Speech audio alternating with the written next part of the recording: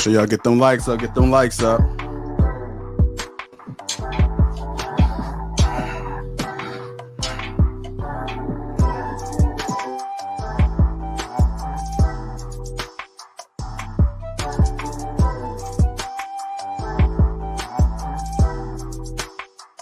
Shout out to the sponsor, Teej Hanley. Shout out to the sponsor, Teej Hanley.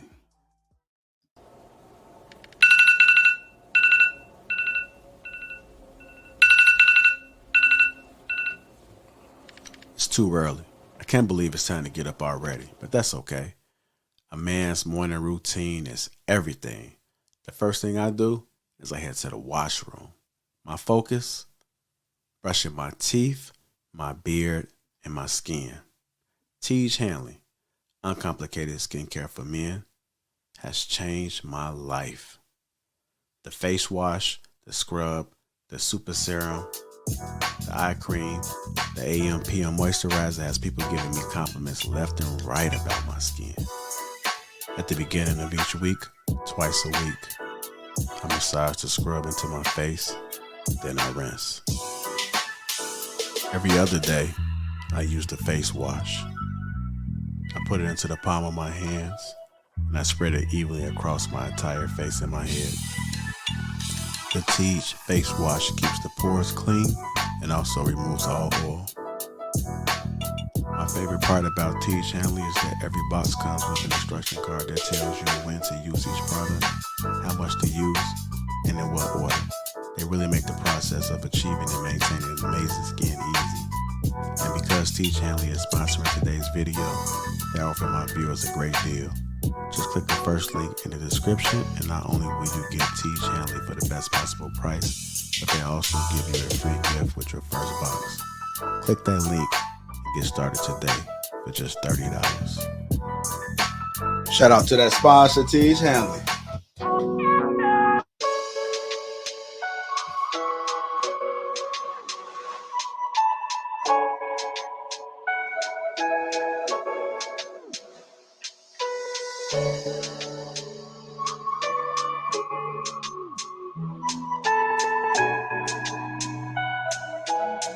What's going on, people? Welcome to King Talk on the Lapeef Network. Let me introduce the crew, man. We got Rilla. We got Trill. Ricky. Our boy Shan. The great humble dad. Me and myself on Lapeef JI. Welcome to King Talk on the Lapeef Network. How you gentlemen doing? How y'all doing? Brother. Solid. Another Tuesday. Man, y'all looking men are looking great, man. Good to see. I see you, humble dad.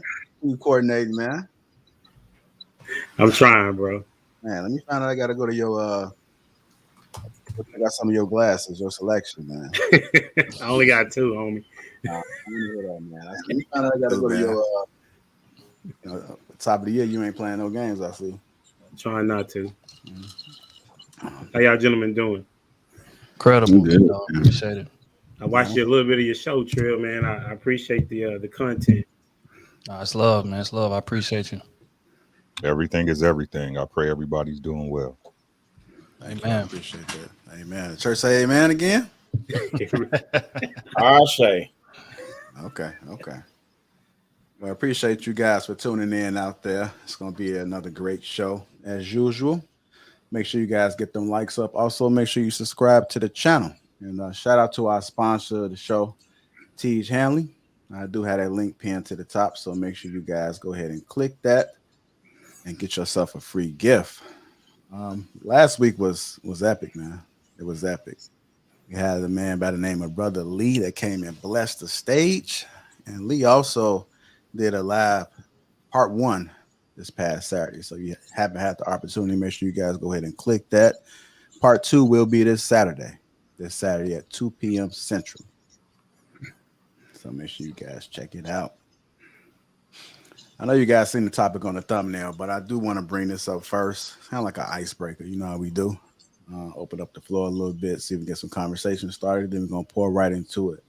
I was having this conversation with one of my female friends, and the discussion came up about status, about men with status. And there was something that happened that was kind of questionable with somebody that they were speaking with. It was like a decision. And what I said was that it doesn't really matter what status you have, what money you have. It sounds like that response or that reaction was something that was deeper, something that's been there. It may have been masked by the status and power, but me personally, I think people are who they are. So I want to ask this question to kind of kick it off. And I don't even know the correct question to answer because I was still puzzled on how to put it together because it just happened not too long ago. And I'm like, that don't make any sense, but I'm going to definitely bring it up on the panel. So when a man has status and power, is he able to change? Like, is his decisions based off the status and power per se, or is it something when he's making decisions for the most part that's outside of business, right? I'm talking about personal. I mean, I get people want to learn business, not to make business decisions, but when it comes to everything else like dating and stuff like that, do they change? I wouldn't say they change. I would say that they make decisions based on what they always wanted to do but couldn't back then. I mean, it's not necessarily them changing. They just have more ability now than they used to. Perfect example was a guy that wasn't getting women back in the day, but now I got money or now I'm famous. So now I'm going to go all out and I'm going to shoot at type of women that I felt like back in the day was curving me or that was unavailable to me. and I'm going to do it in abundance. That's not necessarily saying that I changed. I just couldn't before, and I can now. So I'm just exercising my newfound abilities. Yeah, man, I kind of agree with that, bro. I don't think you really changed. It's just you have the opportunities available. You know what I'm saying? It's like, I mean, the best example I can use is that, like, you can be driving a Honda Accord, and as soon as you make it, you want to upgrade your car. You know what I'm saying? It's not that you didn't want that car before. It's just you didn't have the means to. And that's the same with women and traveling and, you know, going to eat at Steak 48, getting the big steak, the big Benz. You know what I'm saying? You are now afforded that opportunity. So I don't think it's that you change. I think it's just you finally got the stuff that you've been imagining so long within your grasp, and most people grasp for it.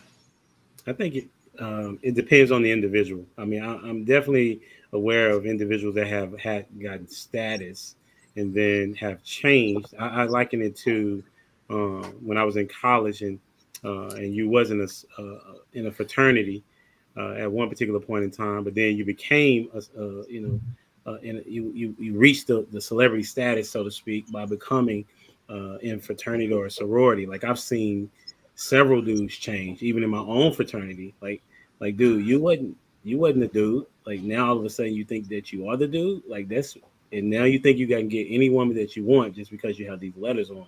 So I really think it's a kind of depends on the individual and what their particular goals were in the beginning anyway. You know what I'm saying? To obtain this status so that I can say and do whatever it is that I want. So that's what I would say. I kind of want to paint the picture, maybe give a little bit more context. So it's not the fact that they can get women. They get women, okay, but more so the decisions that's being made within, like certain actions that may be questionable, certain actions you may look at like, I wonder why he did that. But then Give an you example. often, it's kind of hard to give an example without putting it, So, putting it so, out so, there. so tell us a story. We don't know. Okay, so a man that has status, money, you know, he's considered a high earner, so to speak. Mm. And Is he a millionaire? I don't know. I don't know all that information, but I just know that he has like a successful business. All right. And like there was like a moment where he appeared to act a little bit insecure. Like it was a question that he asked, or he kind of referenced to, and so I chimed in on it, and I was like, well, I'm not really sure if that was. I'm like, are you sure he's not, insecure? JR, you being cryptic. Why you being cryptic, JR? So ambiguous. So ambiguous. Is he watching the show, JR?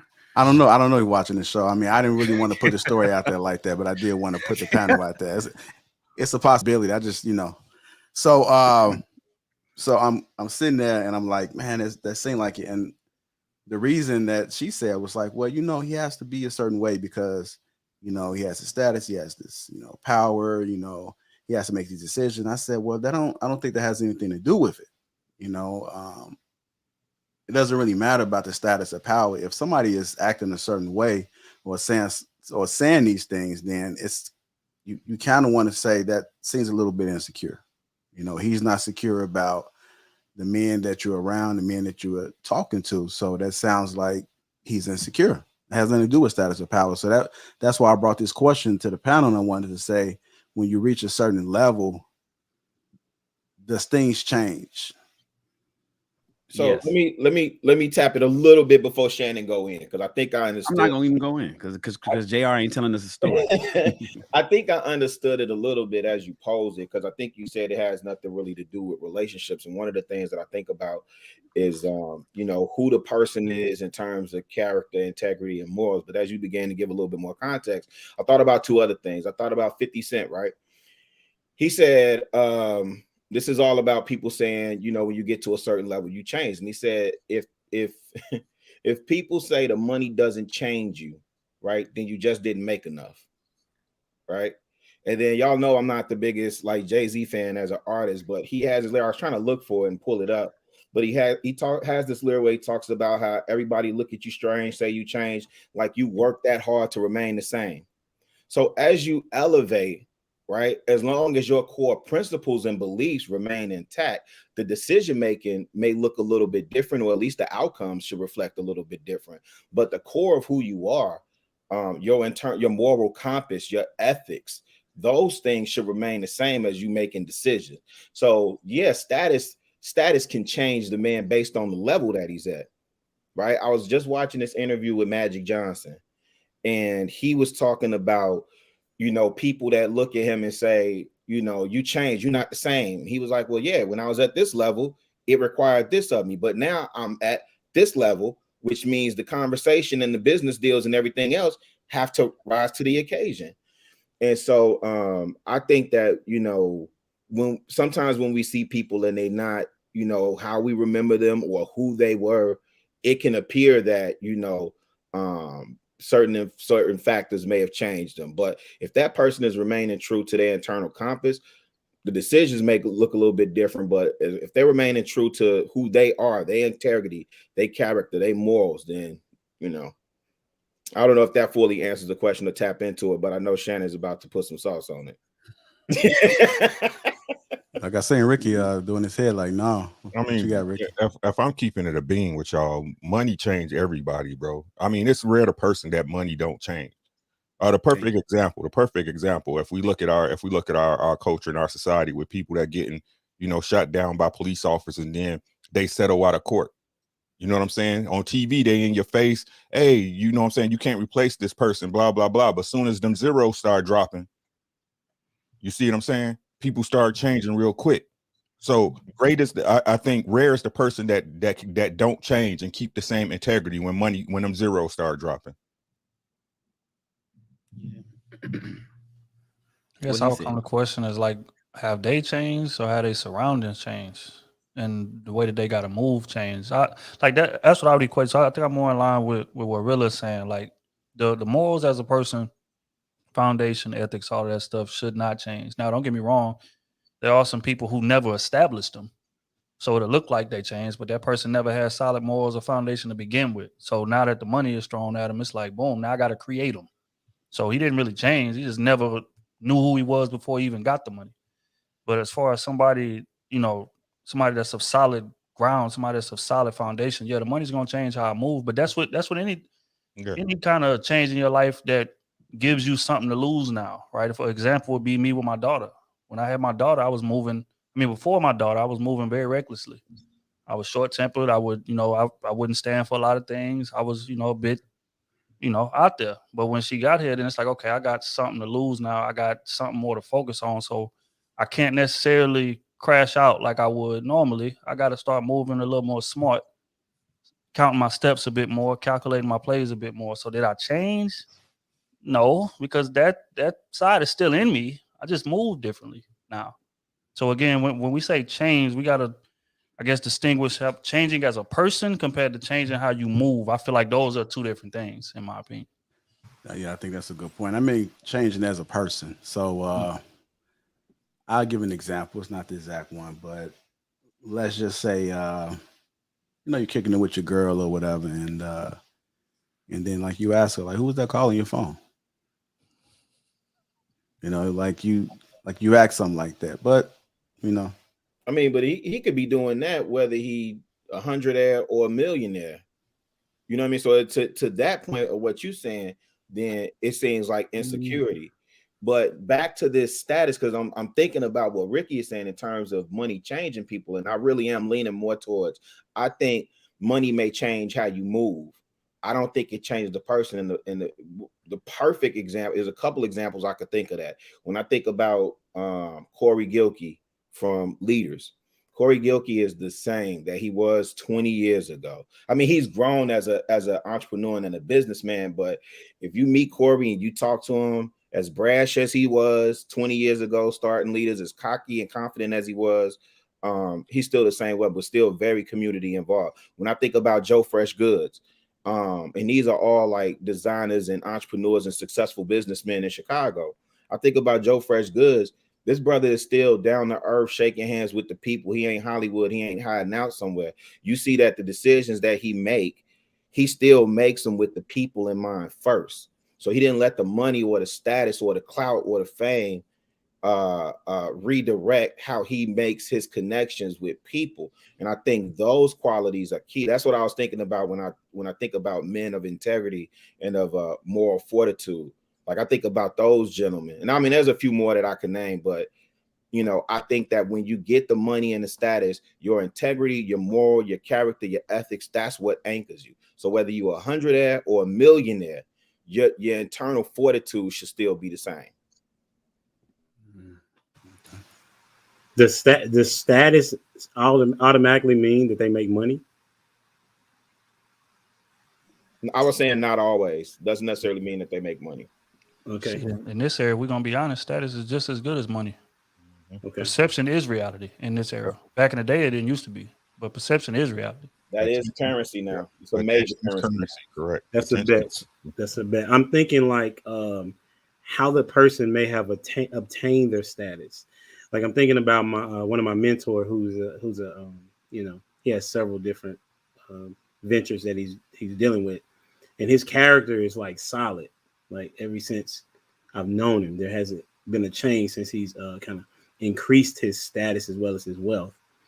But at the same time, I'm thinking of people that just, you know, go into or get their money quick, if you will, and they become millionaires quickly.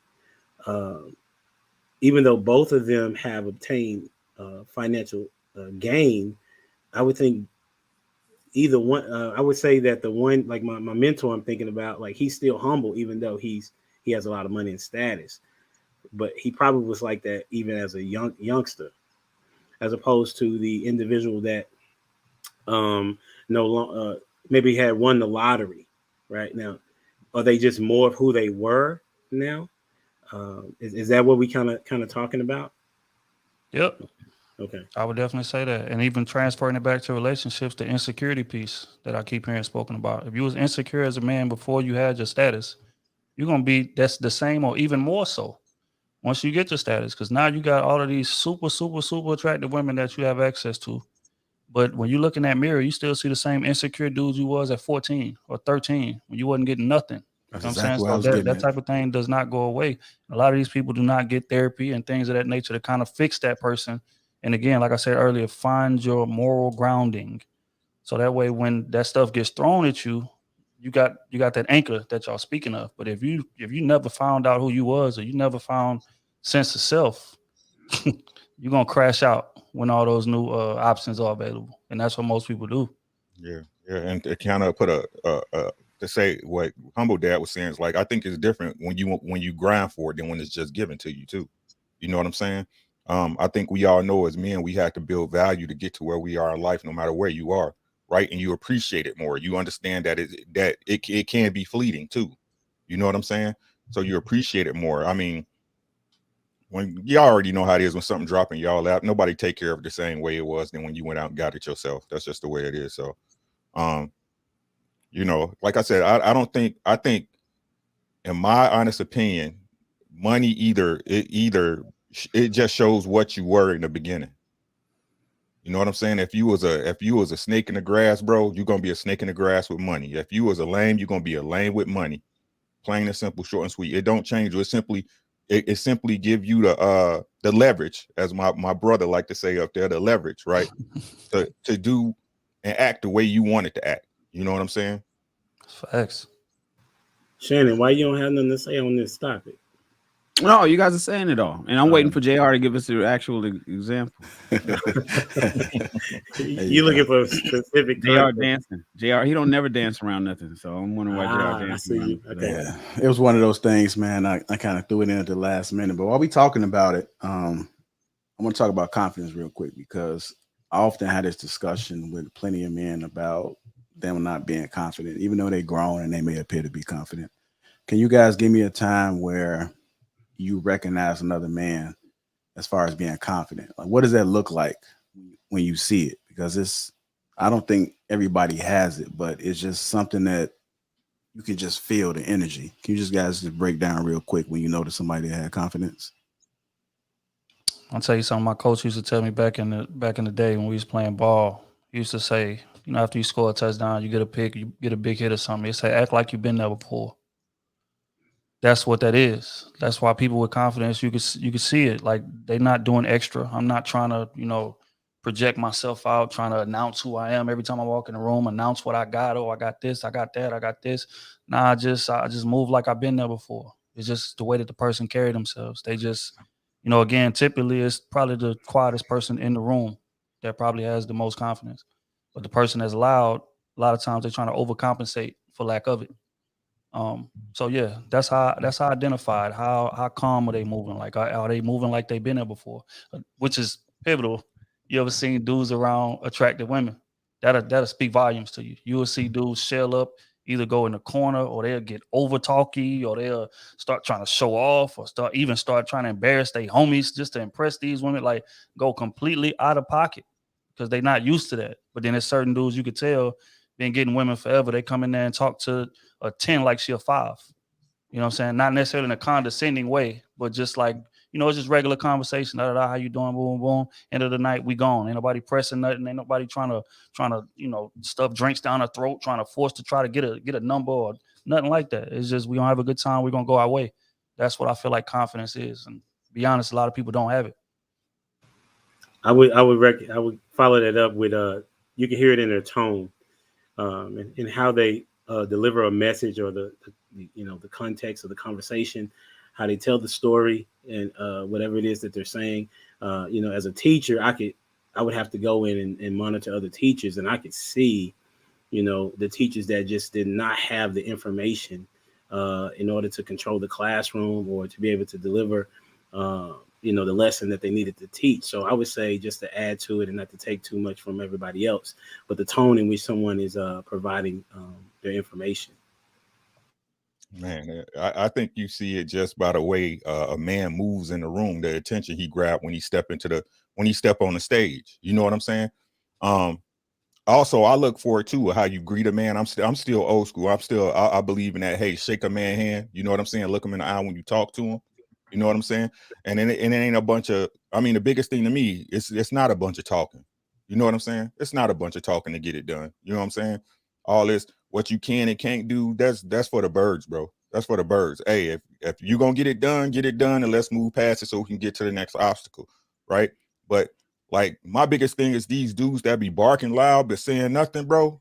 I mean, it's a dead giveaway, bro. It's a dead. I mean, and it'd be crazy too. Y'all know how it be, man. They had a fly's clothes on. You know what I'm saying? Dripping, drippy. You know what I'm saying? Yelling all over the place like females. You know what I'm saying? It's crazy to me, bro. It's crazy to me, bro. I walk in, you know what I'm saying? I know I'm confident, bro, because I'm not afraid to fail. You know what I'm saying? I think that's the biggest thing about confidence, bro. You can't be afraid to fail. You got to understand that failing is part of the process, right? I think, but I think something else that you hit on too, Ricky. I was hoping you was gonna dig in a little bit more too, because that look a man in the eyes is huge. And to be honest, I know for me, I'm always thinking on my words and I'm very choice with my words. So I'll look away or whatever, but I'm working on when I'm engaged and having a conversation, male or female, I need to be locked in. But I do think that it is a sign of, like, I know for me, it's not necessarily that I lack confidence when I do it, but locking in on somebody's, I mean, obviously strong handshake, cool. But being able to engage somebody and lock in eye contact with them and maintain that eye contact for the duration of the conversation is a huge indicator of your level of confidence. Huge indicator. So I don't want to minimize that. JR, are you talking about the confidence change in somebody, or just what do we detect when we see people with confidence? Yeah, the second part. Like, what do you see when you detect it? What does it look like? Because everybody has their own definition. I'm just curious to get you guys' perspectives on when you recognize somebody had confidence. What does that look like to you? How do you acknowledge when somebody is confident on the receiving end? Got it. Okay. Dope. Hey, can I tell you something else too? I think Humble Dad may appreciate this, but in my travels, the time that I spent watching people perform, watching artists perform on stage, it's always interesting to see somebody come in and like test out new material and they fumbling over their words or they rapping and singing over the track versus the person that come in, you may have never seen them before and they command the stage. I remember the first time like they brought Wale to Atlanta. And that dude, you know, I think he's arrogant and cocky. That's my personal opinion. But the way he commanded that stage, you would have thought he was like a 10-year vet. Man, that was like his first time performing in Atlanta. When they brought Kendrick, Drake, same thing. This was their first times in Atlanta, and they had this stage presence where they were just commanding the stage like they 10-year vets. And everybody in the audience obviously knew the words to their song, so I'm sure that helped. But then versus, like if you go to like an amateur night or a talent show, and they, you know, they, hey, how y'all doing? Okay, well, put your hands in the air. You know what I'm saying? Like they nervous to kind of get it out. And I think it's important because if you're able to perform in front of people with confidence, whether you're a poet, whether you're an artist, or whether you're a visual artist or whatever, I think that translates into everyday life. I think, JR, you do it all the time with whether you're doing your fashion or whether you're doing these podcasts, these shows, right? Because once you put that art out there, you no longer control it. You subject to criticism and everything else that comes along with it. But your confidence and belief in what you're doing is what motivates you and keeps you going. That's real too. Another thing too, man, if you want to see how confident a dude is, pay attention to what he'll say no to.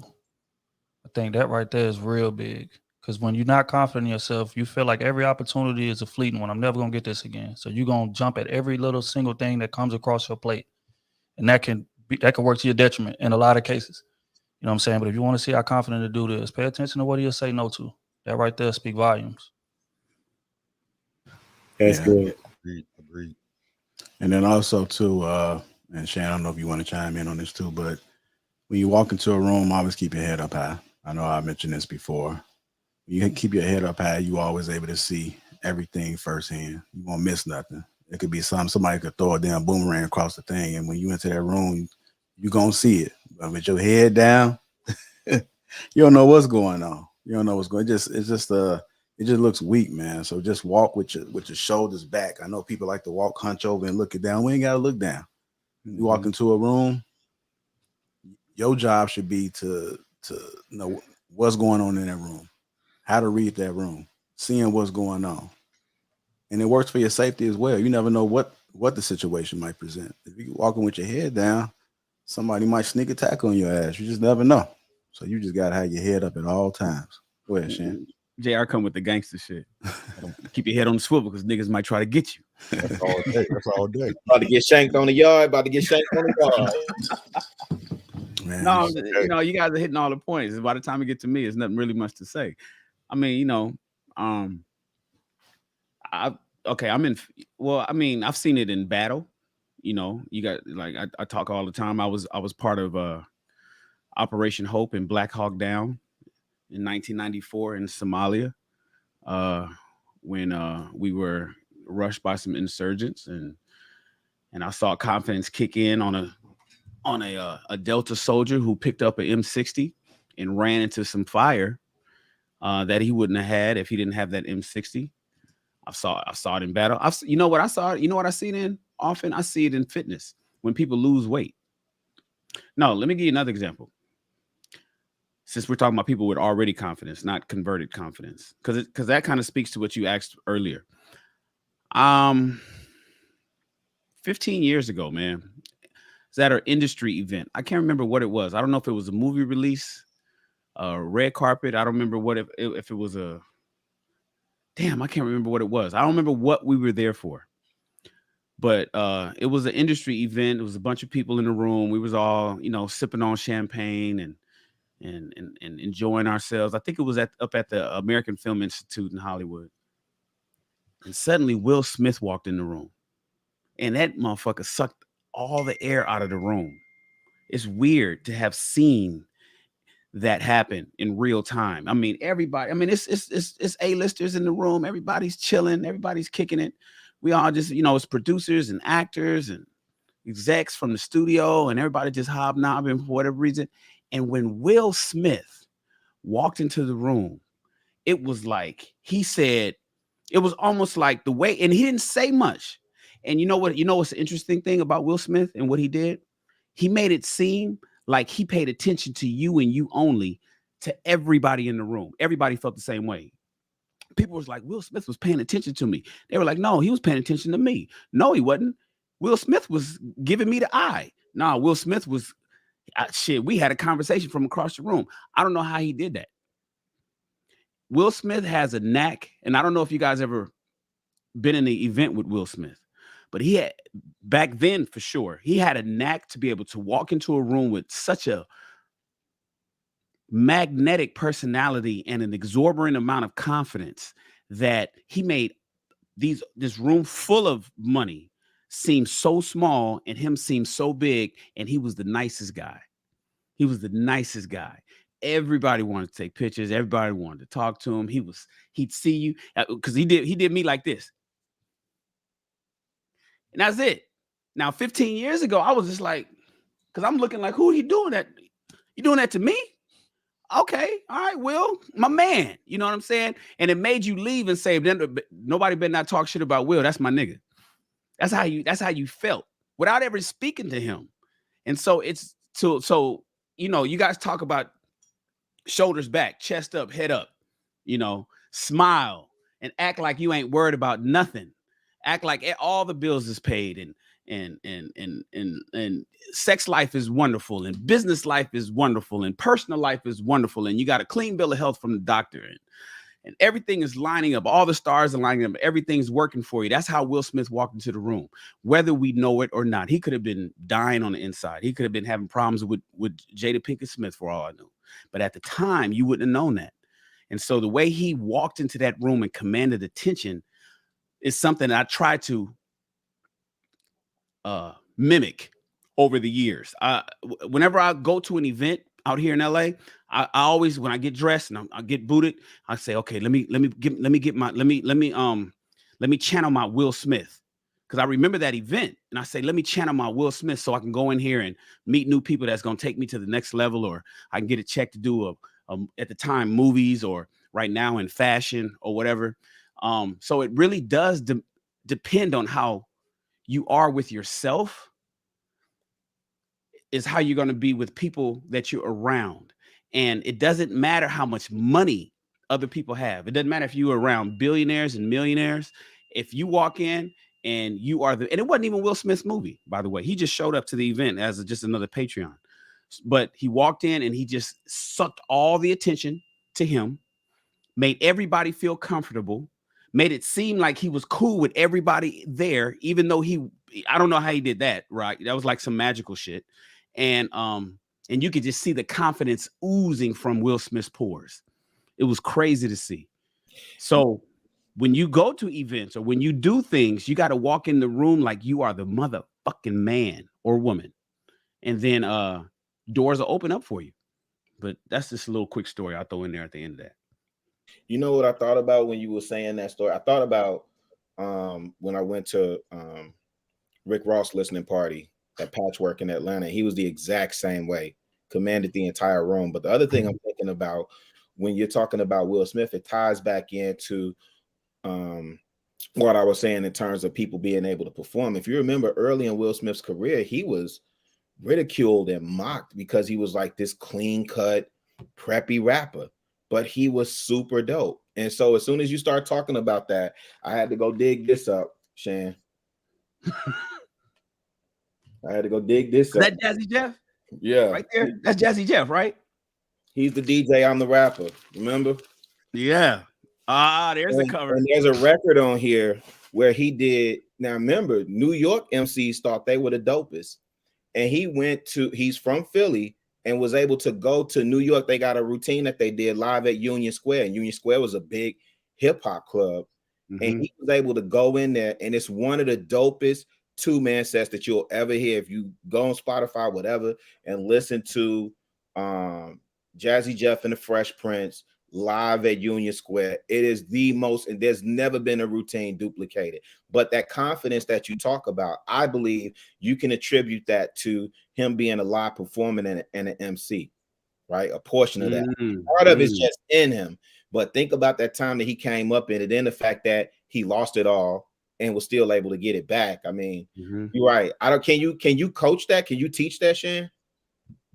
Well, it's either will or you try, but again, like I tell people, it's either will or skill, right? You either got it, right, or you can try your best to get it, but sometimes even when you try your best to get it, you fall short. Some people got it, and it's just a knack.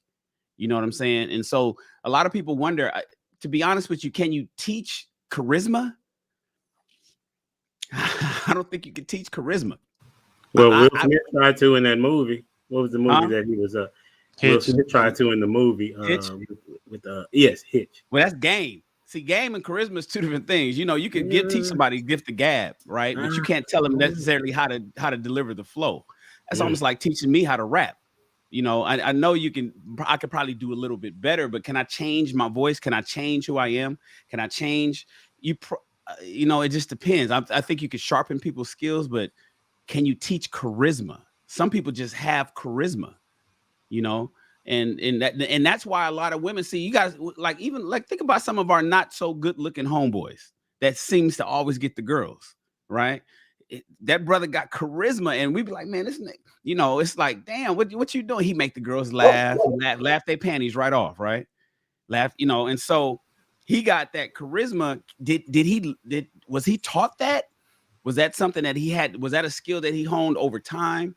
I don't really know. Really, it's hard to really give that answer. I just always tell people, see the will or skill. You either gonna try your best to do it, or you got it automatically. But you know, it depends on what kind of person you are. If you guys are just tuning in, welcome to King Talk on the Lapeef Network. Make sure you guys get them likes up. Also subscribe to the channel. I do have that Teej handling link posted at the top of the chat. Make sure you click that for your free gift. Man, that's been good, man. It's good to break the ice. We're going to change the subject real quick. Make sure you guys hit that like button. Hit that like button right now if you haven't already. Green Gang, I see you guys in the chat. Let me put up a little something for you guys. Recognize you. I see you. Appreciate all the support. Houston is going to be our first city that we do a live show in. So that'll be coming in the spring. I'm already locked and loaded. Yep. Going to make sure that we take care and give first dibs to the members, man. Members. You guys will have first dib at a discounted price. So be on the lookout for that. Salute to you guys. All right. Let me change this up real quick. The subject we're about to ready to discuss right now is man up. Man up. We heard that a lot. I can't say I heard it growing up. My grandfather never told me to man up, but I have told my son that. That's one of the things that I often tell him is to man up, man. Toughen up. Quit crying. What you crying for? Girls cry. Quit whining all the time, man. What is whining going to do? What is that going to solve? What is it going to fix? Is it going to make the problem worse? Quit whining so much, man. Quit complaining. Why are you so lazy?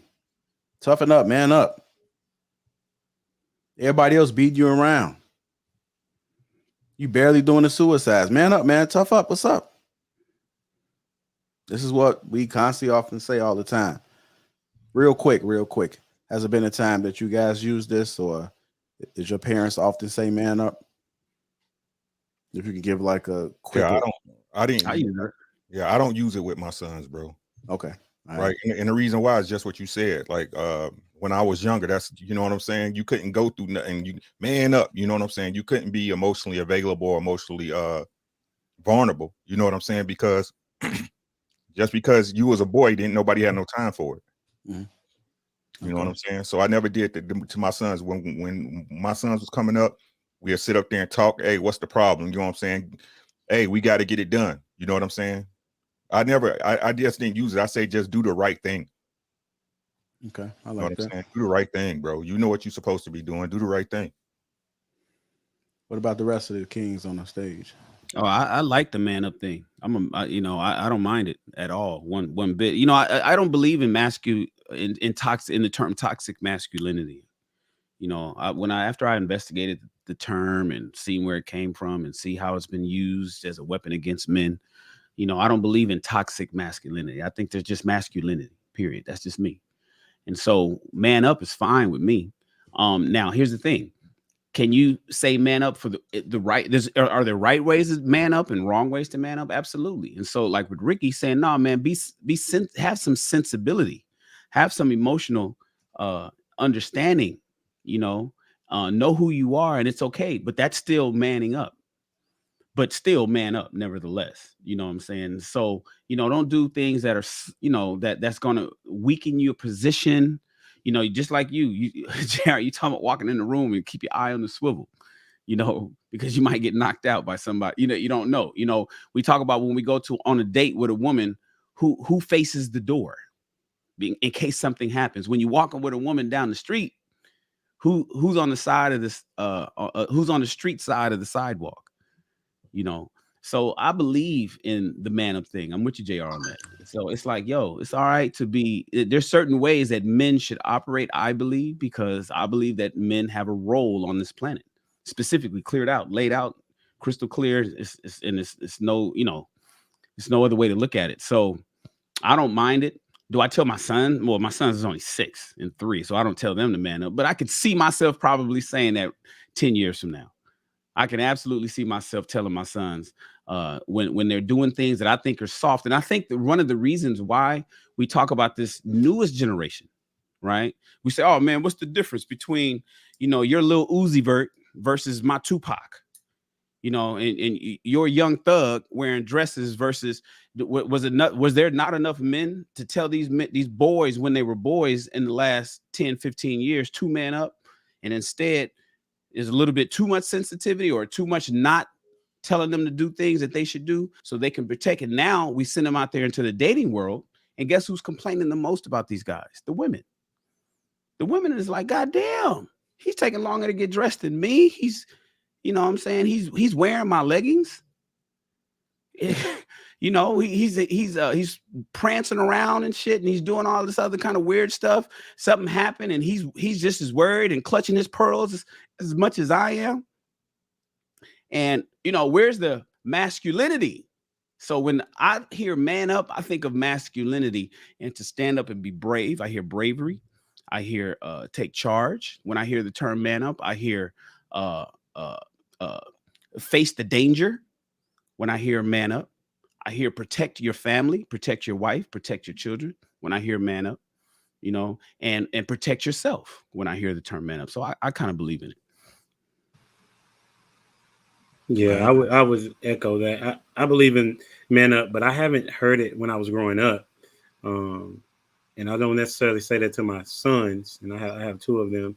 I talk about responsibility and talk to them about what is it that they see me doing, and then the church that I go to, we have a man up series. So it's always talking about man up. But from my perspective, I look at it as how are you following Christ? You know what I'm saying? If you rocking as a Christian, I would say that will be what man up is. Hell and yeah. That, you know what I'm saying? What is it that, how are you living your life from a biblical perspective? Everybody has their own, but that's the one that I would say that I lean to as it relates to what man up is. Yeah, I think you were asking, JR, like, do we use it or did I hear it growing up? I mean, I use it. It's mainly motivation, like with me and my guys, right? If I'm out of pocket and one of my guys, I was just talking to him about New Year's Eve today, and he didn't necessarily say man up, but you'll hear tighten up, man. Tighten up, or handle your business, man. Or you hear fuck is you doing? All those are different versions of man up. It means handle your responsibilities, right? It means get in position, do the things that you're supposed to do. I'm like you, Ricky. I don't use that with my boys, but my boys, I drilled in them since they could talk integrity. And my youngest boy, he about to graduate high school. They can both spit to you right now what integrity means. Do what's right because it's right, then do it right even when nobody else is looking. Right? That's a form of man up. Handle your BI. And so I heard it different ways from my uncles, usually in the form of chastisement, not chastising.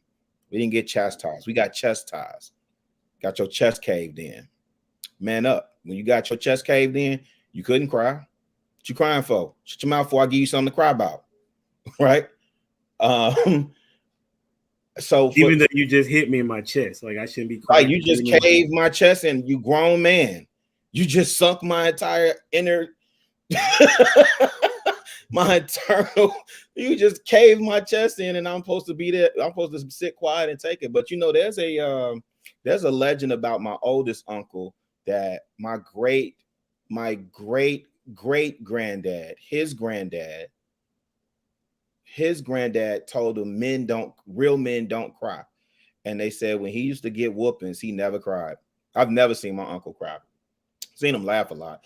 I've never seen him cry. I've never seen it. So I've used that as a form of motivation with my guys. If I'm challenging somebody or if I'm trying to exhort or exalt, I'll challenge them to man up, right? Obviously, if we hooping and you lost your man up, right? Man up, right?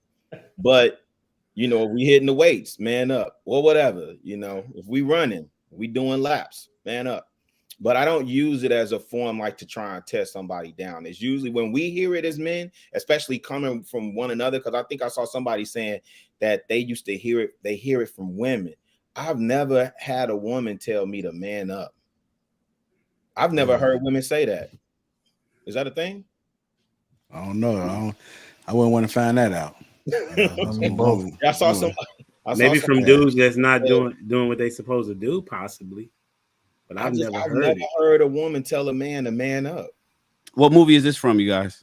You acting like a little bitch right now, nigga. Yeah. You acting like a little bitch right now, nigga. Whoa. Yeah, don't get that strike. Don't get that strike. They about to flag this copyright. I ain't gonna flag it. 3 seconds. I ain't taking no chance. Taking no chance. But yeah. no, go ahead. Hold on, Rick.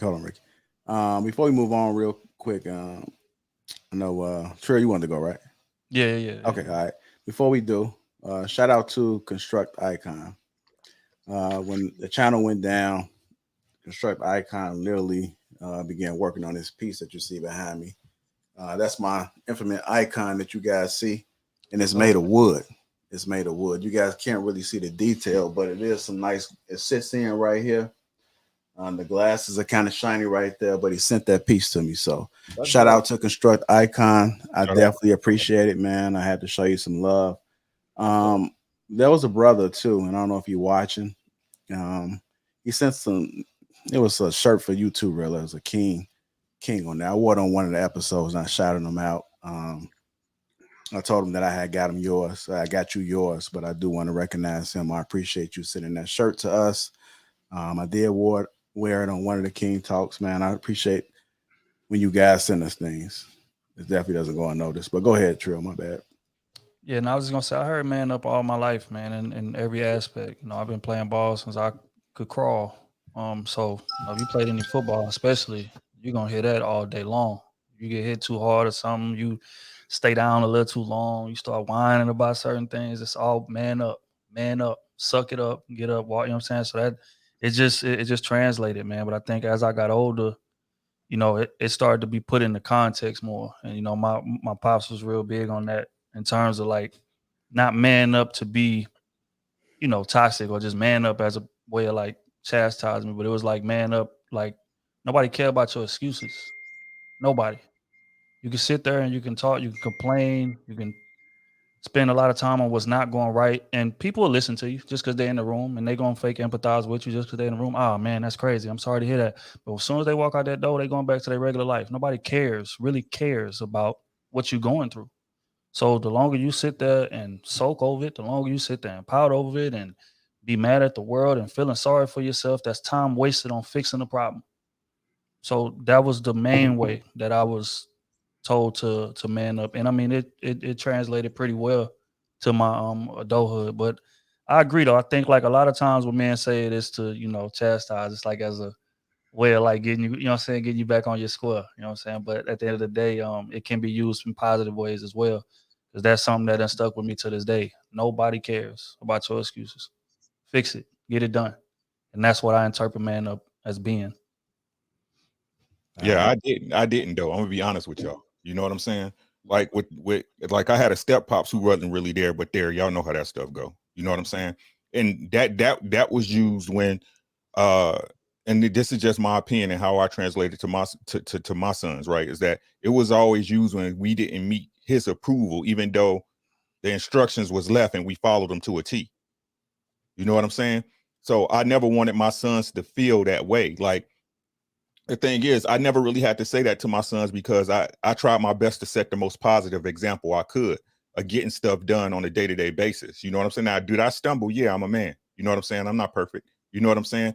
But I understand the power of words too. And I honestly believe in my heart and all my hearts of hearts that people don't understand how their words affect and change a person's thinking and behavior through a lifetime.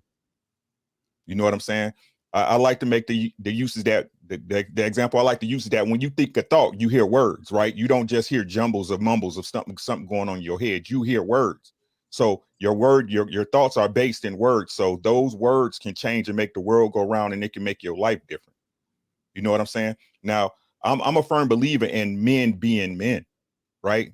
Be a man at all times. And with the ladies, you should never compromise your manhood. A man should never compromise his manhood for a woman and vice versa, right? That's where your real power's at. You know what I'm saying? But I just think it's how you express it. Like it's like you said, Rilla and AC. How would you associate it with big man up, getting hit in your chest? You know what I'm saying? Taking a hit that that hurt, but you still had to play the game. You see what I'm saying? I think I don't think it was the point that those was the words that was drilled into y'all. I think that was just the way y'all was raised and conditioned to be like, hey, let's get it done. Now, I just feel those words could have been used for you guys to me, I would say in my example, I just felt I could have got the same message with a more positive message. You see what I'm saying? But to each his own. Ricky, do you resent your step pops for doing that today? No, I don't like before. Yeah, you want the truth? Hell yeah. But as I get older, man, like I realize everything is a lesson, right? Even though my stepfather to me was a piece of crap, you know what I'm saying? I use that as a lesson of what not to be with my wife. You see what I'm saying?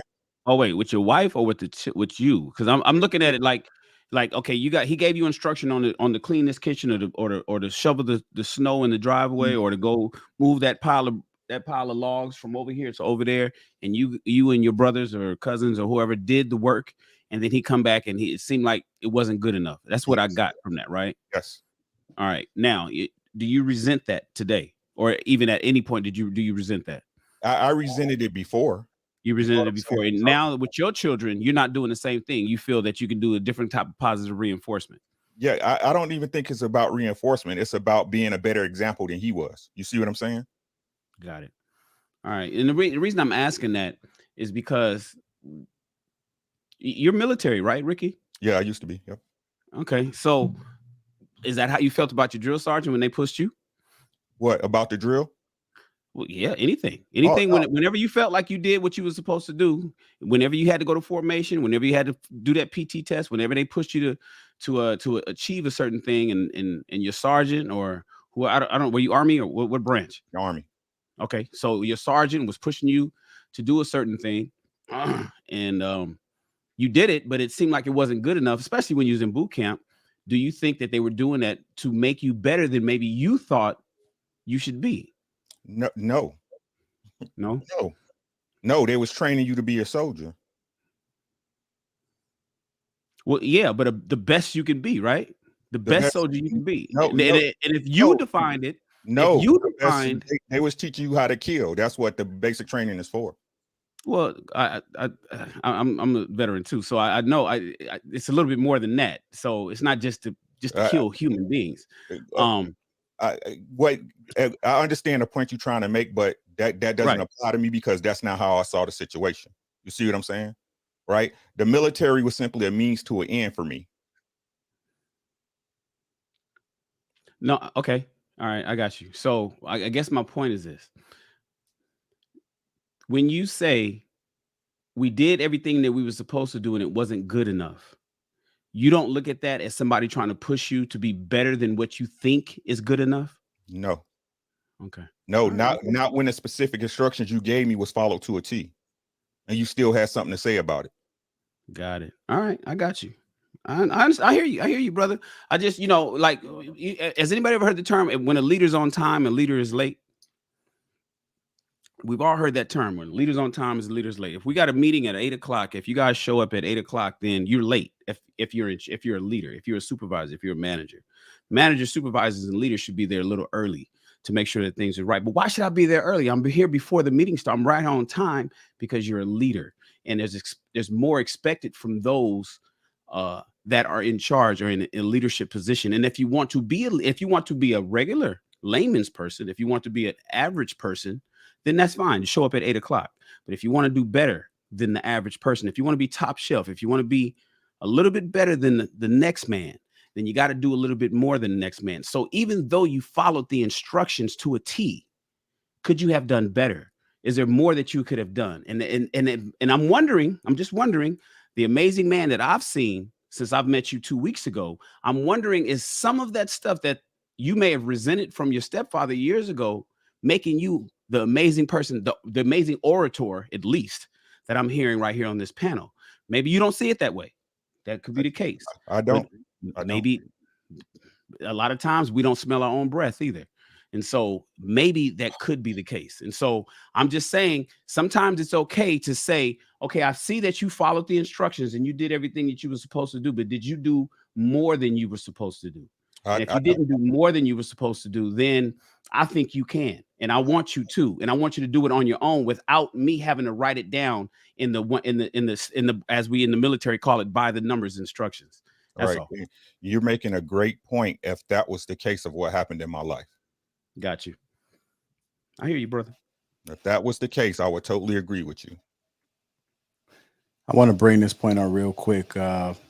Jason Wilson, I'm pretty sure you guys heard of him. He's been on Breakfast Club and wrote a few books. And this topic came up directly for him. He said, interestingly, the exclusively male conviction of man up in the form of a command has been proven useless in motivating men. This phrase subtly implies that a man is already at a deficit, and the last thing a discouraged man needs is another challenge. Please don't get me wrong. I think it's good that we encourage one another to rise up when we are emotionally low. But since so many of us have been conditioned to suppress our struggles, this attempt to man up and push through what we're going through only causes more mental anguish. So let's was it something else at the bottom of that? So that's what came up. Does this change you guys' thoughts about it? What do you guys have to say about it? You know what? I rock with Jason Wilson. Humble Dad. I don't know if you'll remember him from the Union. He was Magi. He was the DJ. Super dope dude. Super dope. But it's one of the, I think it's one of those. Hold on, brother. That last part. So instead of manning up. Yeah, let me I see what the problem was. I had this thing up there. I was wondering, I'm like, that can you see? So instead of manning up, we need to open up. Instead of manning up, we need to open up. So that was the final point with that. Yeah, and again, it's just one of those. This is one of the few times that I'll say I don't necessarily completely agree with that full assessment, because for me personally, again, I don't think that by telling a man to man up that they're at a deficit. I think, there's nuances when we have these conversations. And so even with what Jason Wilson laid out, like, I think it's accurate. I think he's, attempting to elevate our emotional intelligence as men, right? And get us to be a little bit more transparent and vulnerable. I think that's useful. I think the balance is necessary, but I think there's definitely, well, I'll say for me personally, I've seen benefits of when I'm with my homeboys, and again, when they checking me, and like even with everything going on with me and my girl, my guy was on my head, like, bro, like, handle your business. What you waiting on? What you doing? What else are you waiting for? What else are you trying to do? Right. that's a form of challenging me, saying, man up, take that woman, bring her into your kingdom, and y'all continue to do life together officially, right? So I see the value in man up. I don't look at it as a negative, and I don't look at it as telling another brother he's at a deficit. I look at it as you're challenging him, you're bigging him up, and you don't have to say man up those words specifically. It comes in different forms. Like I said, tighten up, handle your business.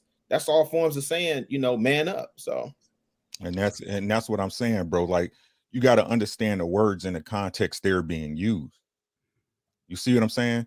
Again, I understand what everybody's saying in a point, right? But to delve deeper, you know what I'm saying? If you coming from a different relationship where your father, that's your father, and he's trying to make you a better person all the way around the board because it's the right thing to do, then that's the way you take it, right?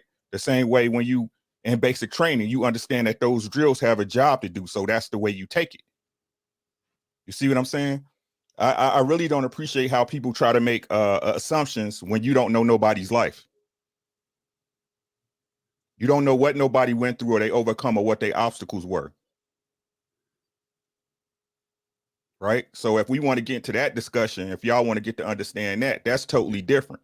But then y'all don't know why I think the way I think, the same way I don't understand why y'all think the way y'all think. That's why I thought that's why we was here.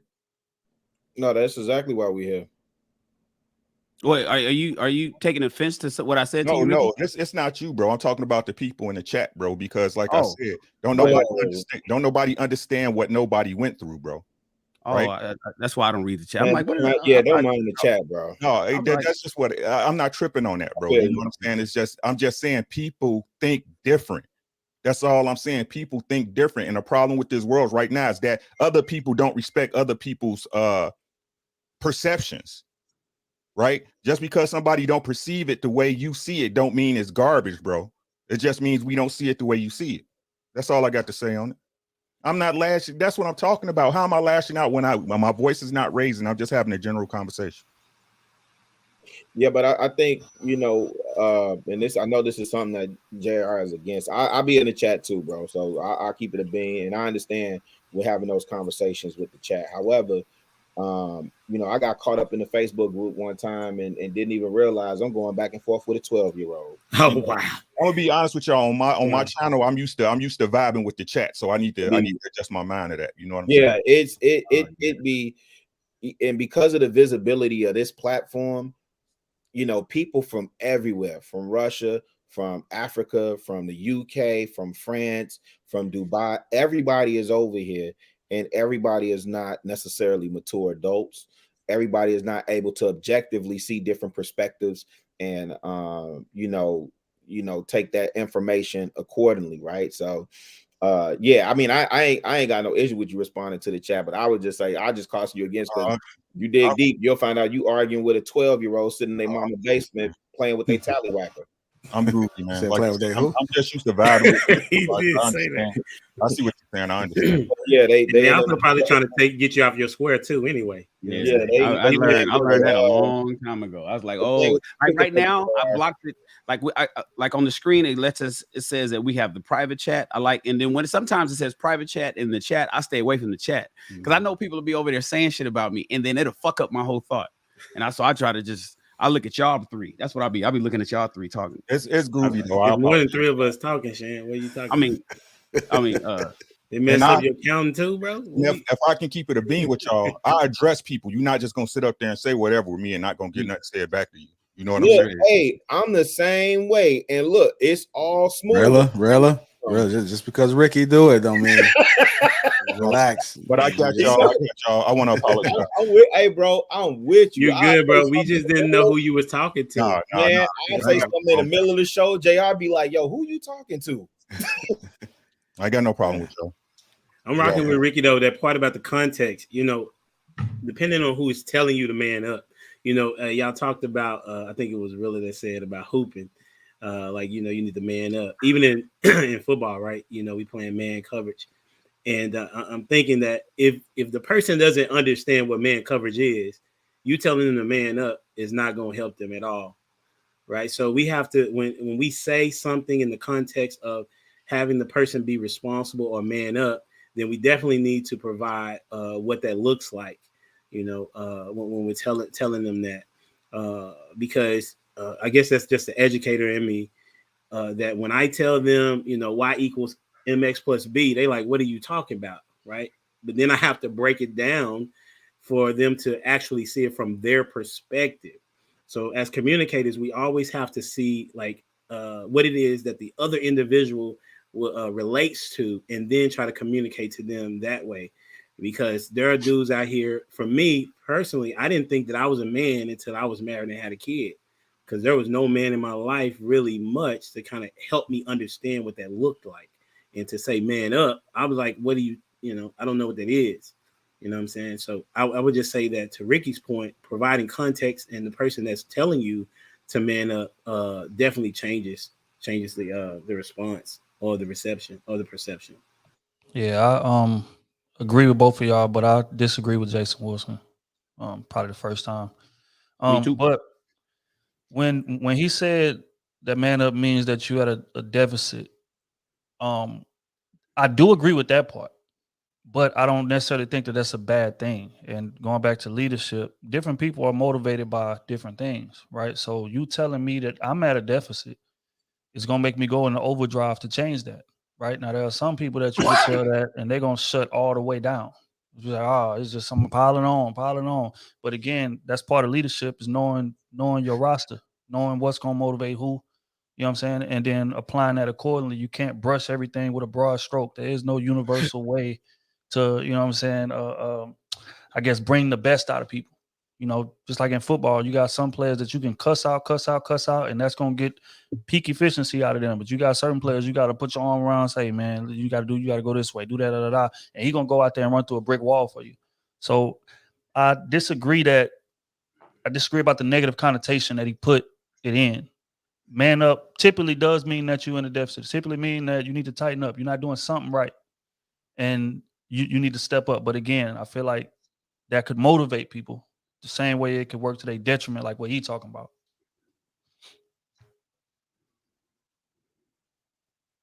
Yeah. Really, you saying something? You on mute?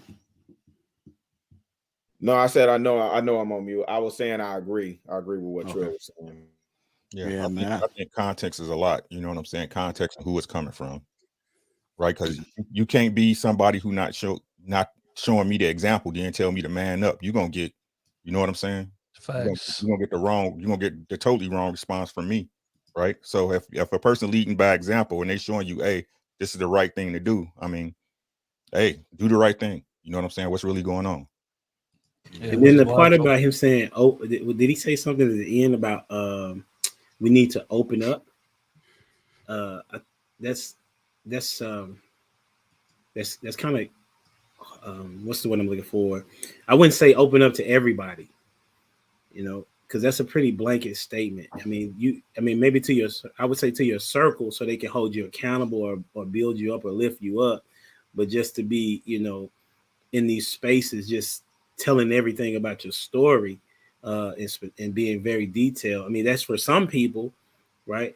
But overall, as a dude, just opening up about everything that's going on with you is not going to fly well with some people, and they're going to receive you wrong anyway. You know what I'm saying? So I would disagree with that particular point.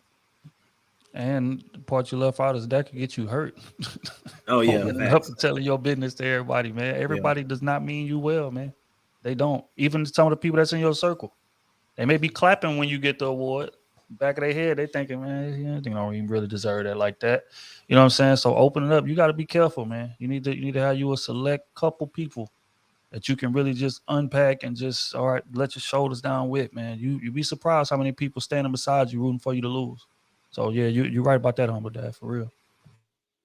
Absolutely. If you guys just tuning in, welcome to King Talk on the Lapeef Network. Make sure you guys subscribe to the network. Take a moment right now, subscribe. And if you haven't liked the video already, go ahead and like that video. Shout out to our sponsors, Teach Hanley. The link is pinned to the top of the chat. Make sure you click that link. That's how you get your free gift right there. That is how you get your free gift. So shout out to Teach Hanley. And we're going to move on to our next topic. And we're going to talk about the grinding mentality. The grinding mentality. I know we all have it, especially some of the guys up here. And I'm going to take another piece from Jason Wilson. Maybe you guys might agree with him this time because I see I was against him. I didn't expect that. I almost want to play that soundbite. What? When I heard some of you guys rebuttals, but here we go. He said, many of us subconsciously know that the grinding mentality is slowly killing us, but fear associated with failure keeps us working when we need to rest, fighting when we need to seek peace, and worrying when we need to pray. The word grind literally means to wear down by abrasion, to reduce fine particles by crushing or pulverizing. It can also mean to oppress and torment. It's not a coincidence that people who say they are grinding or are on the grind look worn out. Their work is crushing and tormenting them. Years ago, if someone yelled grinding in a machinery shop, the supervisor would sound an alarm to stop all work until the issue was resolved. In our modern, fast paced lives, we ignore grinding warnings and substitute energy drinks and coffee for water and rest.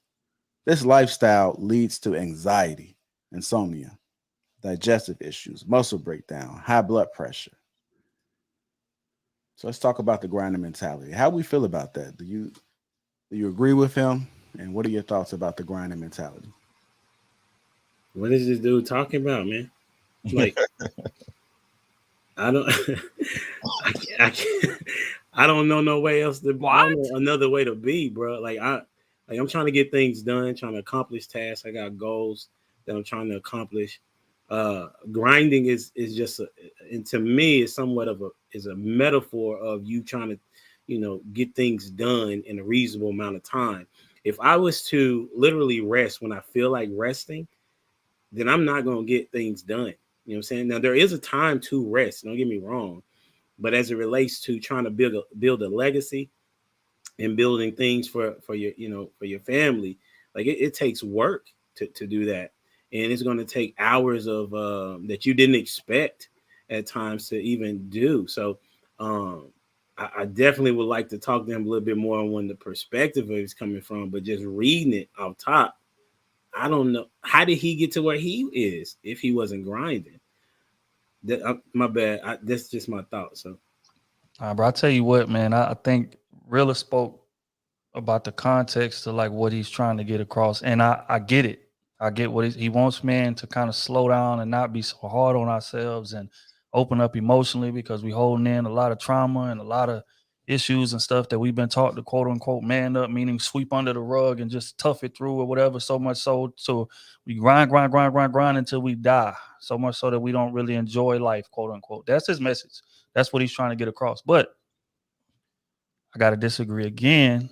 And again, I think there's a balance, and that's what Humble Dad is speaking to. It's like you can grind and still plan your breaks, plan your rest or whatever, but like you can't drive in cruise control when you're behind. The fact of the matter is, we as black men, especially, we are behind, right? So when we get to talking about creating legacies and setting up trust funds and different things like that, like we can't drive at the same speed that our white counterparts can, or that our counterparts from other races can, because they are born, a lot of them are born into a decent living condition or born into decent finances. So it's like, okay, yeah, you can just take the regular route and you're going to be good. You already got a trust fund in your name. A lot of us are first generation college graduates, first generation of having any kind of money at all.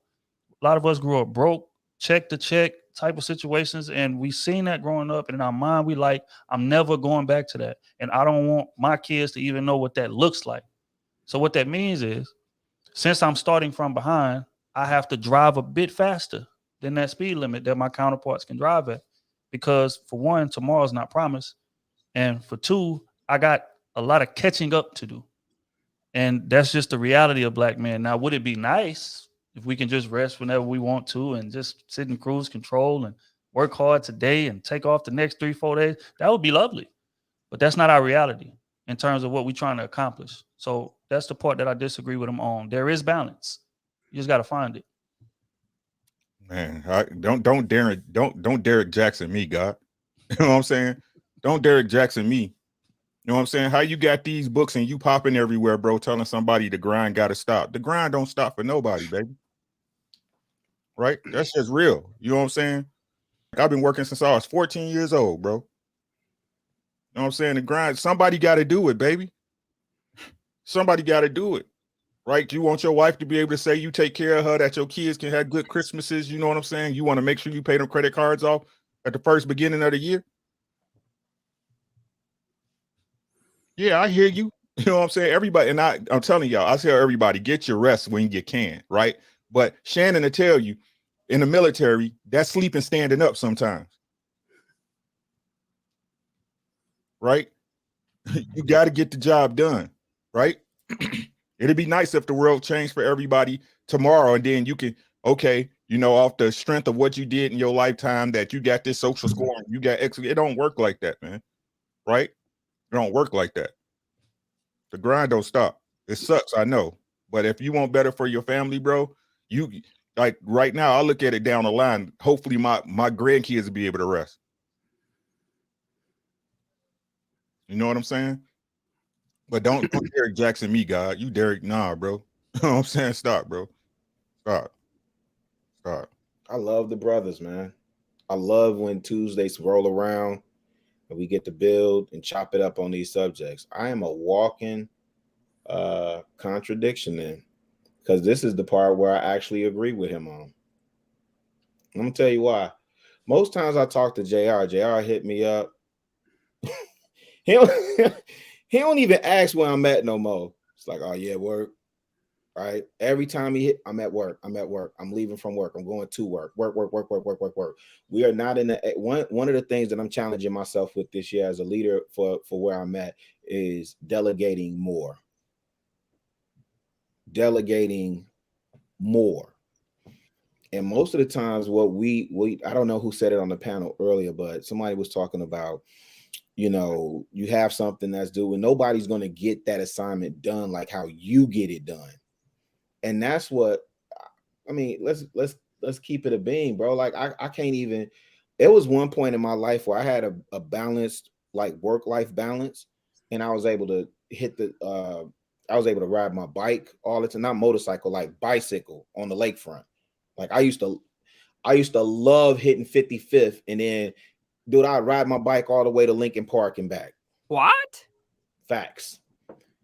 I love getting on a trail and running. I haven't had a chance to do that. Why? Because I'm working all the time.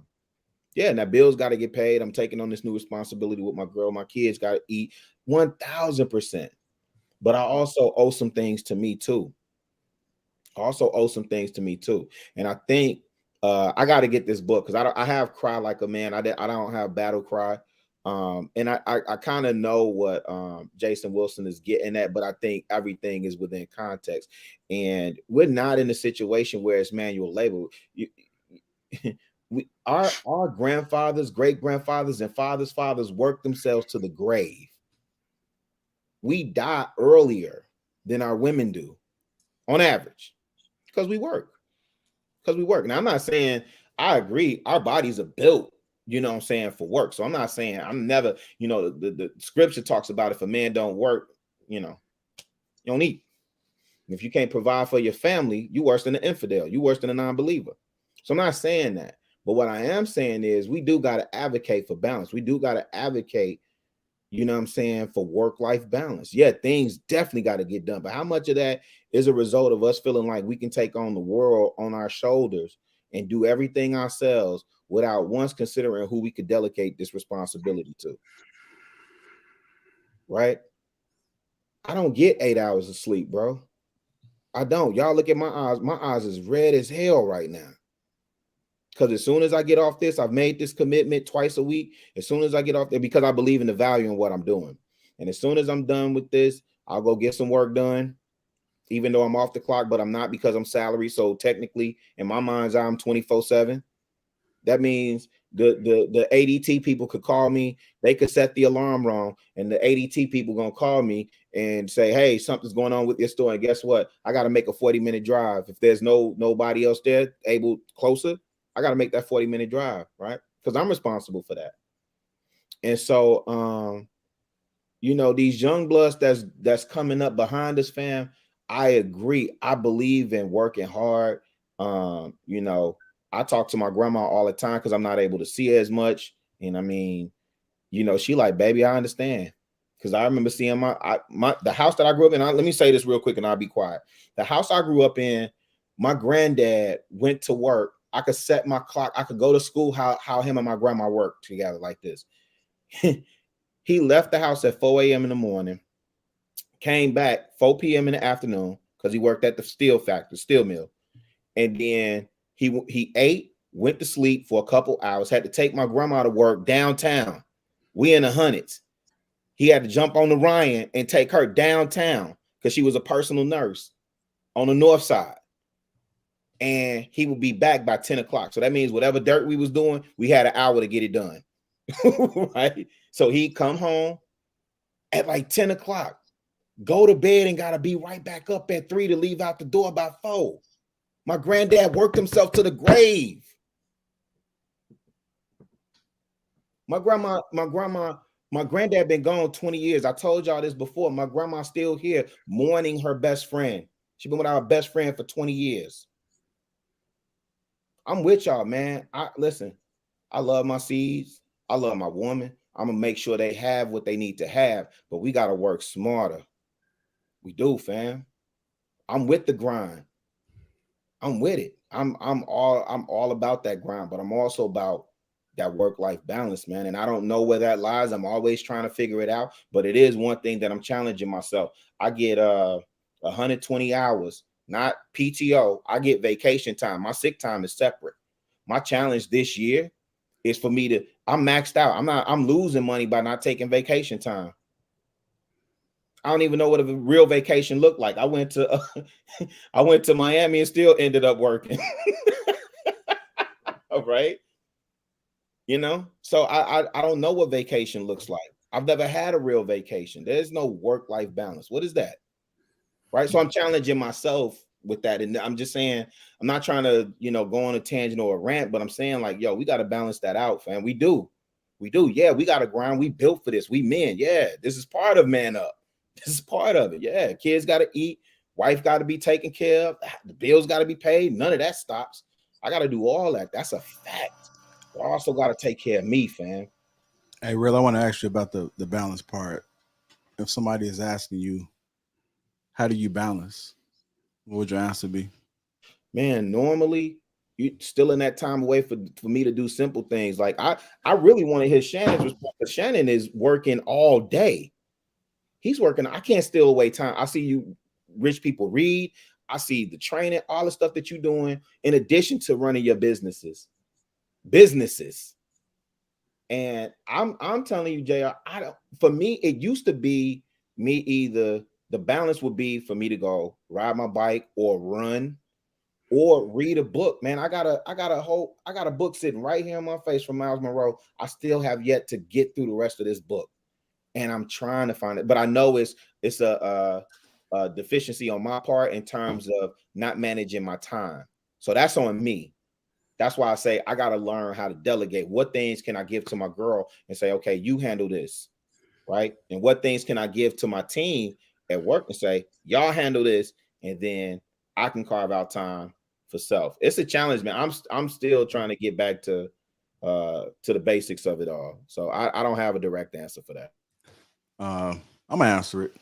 Because I often had this conversation. I think it's important, and one of the directions that we're gonna take King Talk is we're gonna start seeing what options we have out there. The goal is to create time.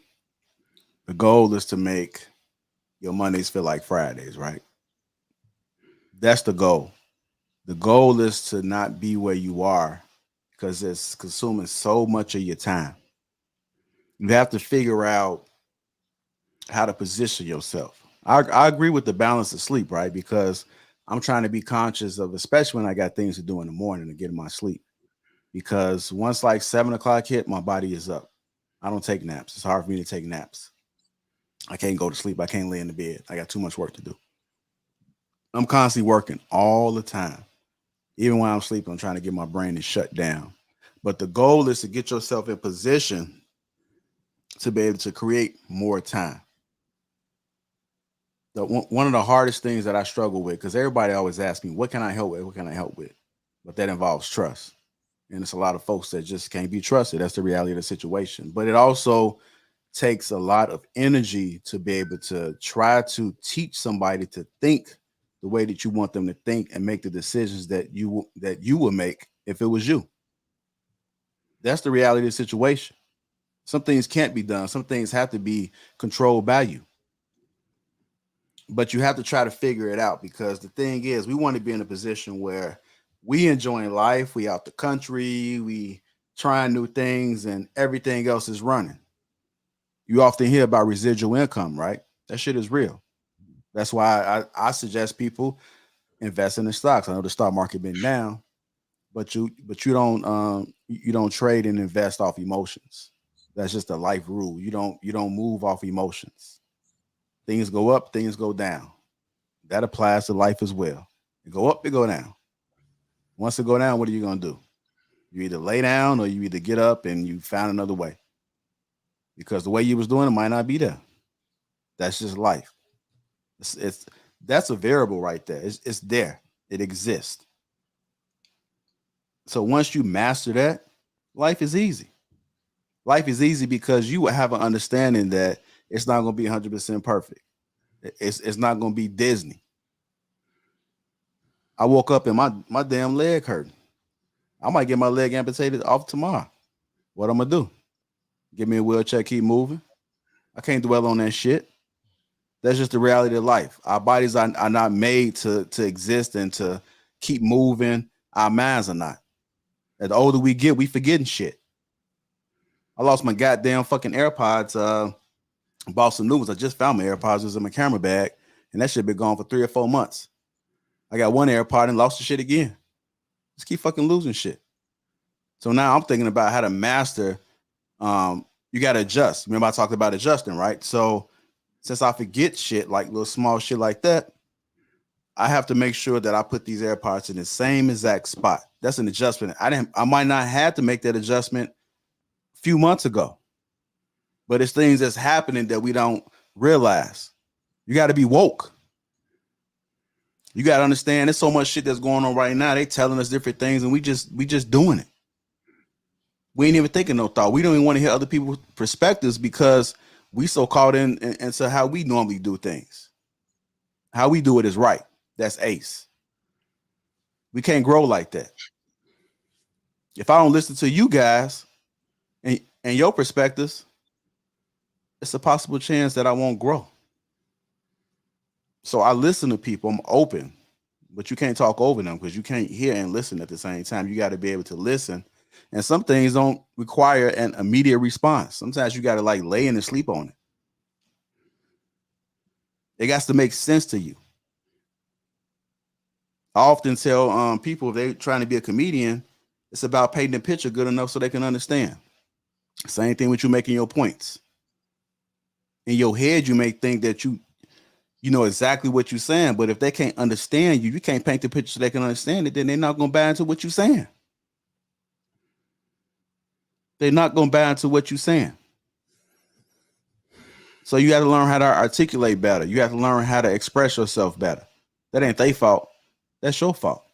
But then on the flip side, the people that's listening, you got to be willing and open and have an open mind to be able to hear what they're saying. Be understanding that somebody may not know how to articulate their feelings or articulate what they're saying. But you won't discover that unless you listen. But I'm all over the place right now, man. I feel like we got the main point I was trying to say, man. But hope y'all caught that. Yeah, I like to express that when I'm on my channel that people don't understand the value of time, right? A lot of people take advantage of people's time when you should be treating a person's time like it's currency, because that's really what it is, right? You never get a minute back, right? And I try to always express that you should use time wisely. Money gonna come and go, but if you can learn to maximize your time, you're in a whole different bracket than everybody, right? You're in a whole different bracket. But it is important, guys. You got to take care of yourself first. You got to make sure.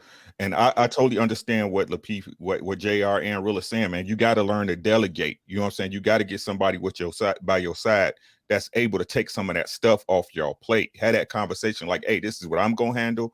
This is me, this is me, this is me, this is me. I need you to do this and this and this and this, right? And that's really when it comes down to selecting the best partner for you. Right? The best partner for you. Man, like I look at it like this. They don't pay CEOs, you know, millions of dollars, you know what I'm saying? Because they understand, because they think they super smart and know something most people don't know. They just understand what those people's time is worth.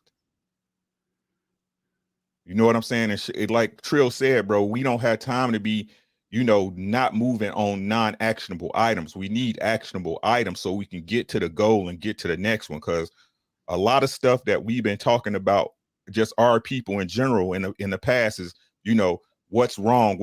We all know what's wrong. It's time to start playing the game the way it needs to be played and saying, hey, the game is rigged. We know the game is rigged. You know what I'm saying? We know the game is rigged. It's time to start either changing the game if you can, or getting to the best outcomes we can in the game. Dude, I feel like it's part of the grind too. Staying cutting edge. And just like y'all was talking about, finding ways to, I guess, free up your time. Fact is that a lot of our generations before, as far as the men, they grinded themselves into the grave out of complacency. And what I mean by that is, I have my way of doing things. This is how I make my money. So I'm going to stay working this job for 50 or 60 years if they'll keep me, right?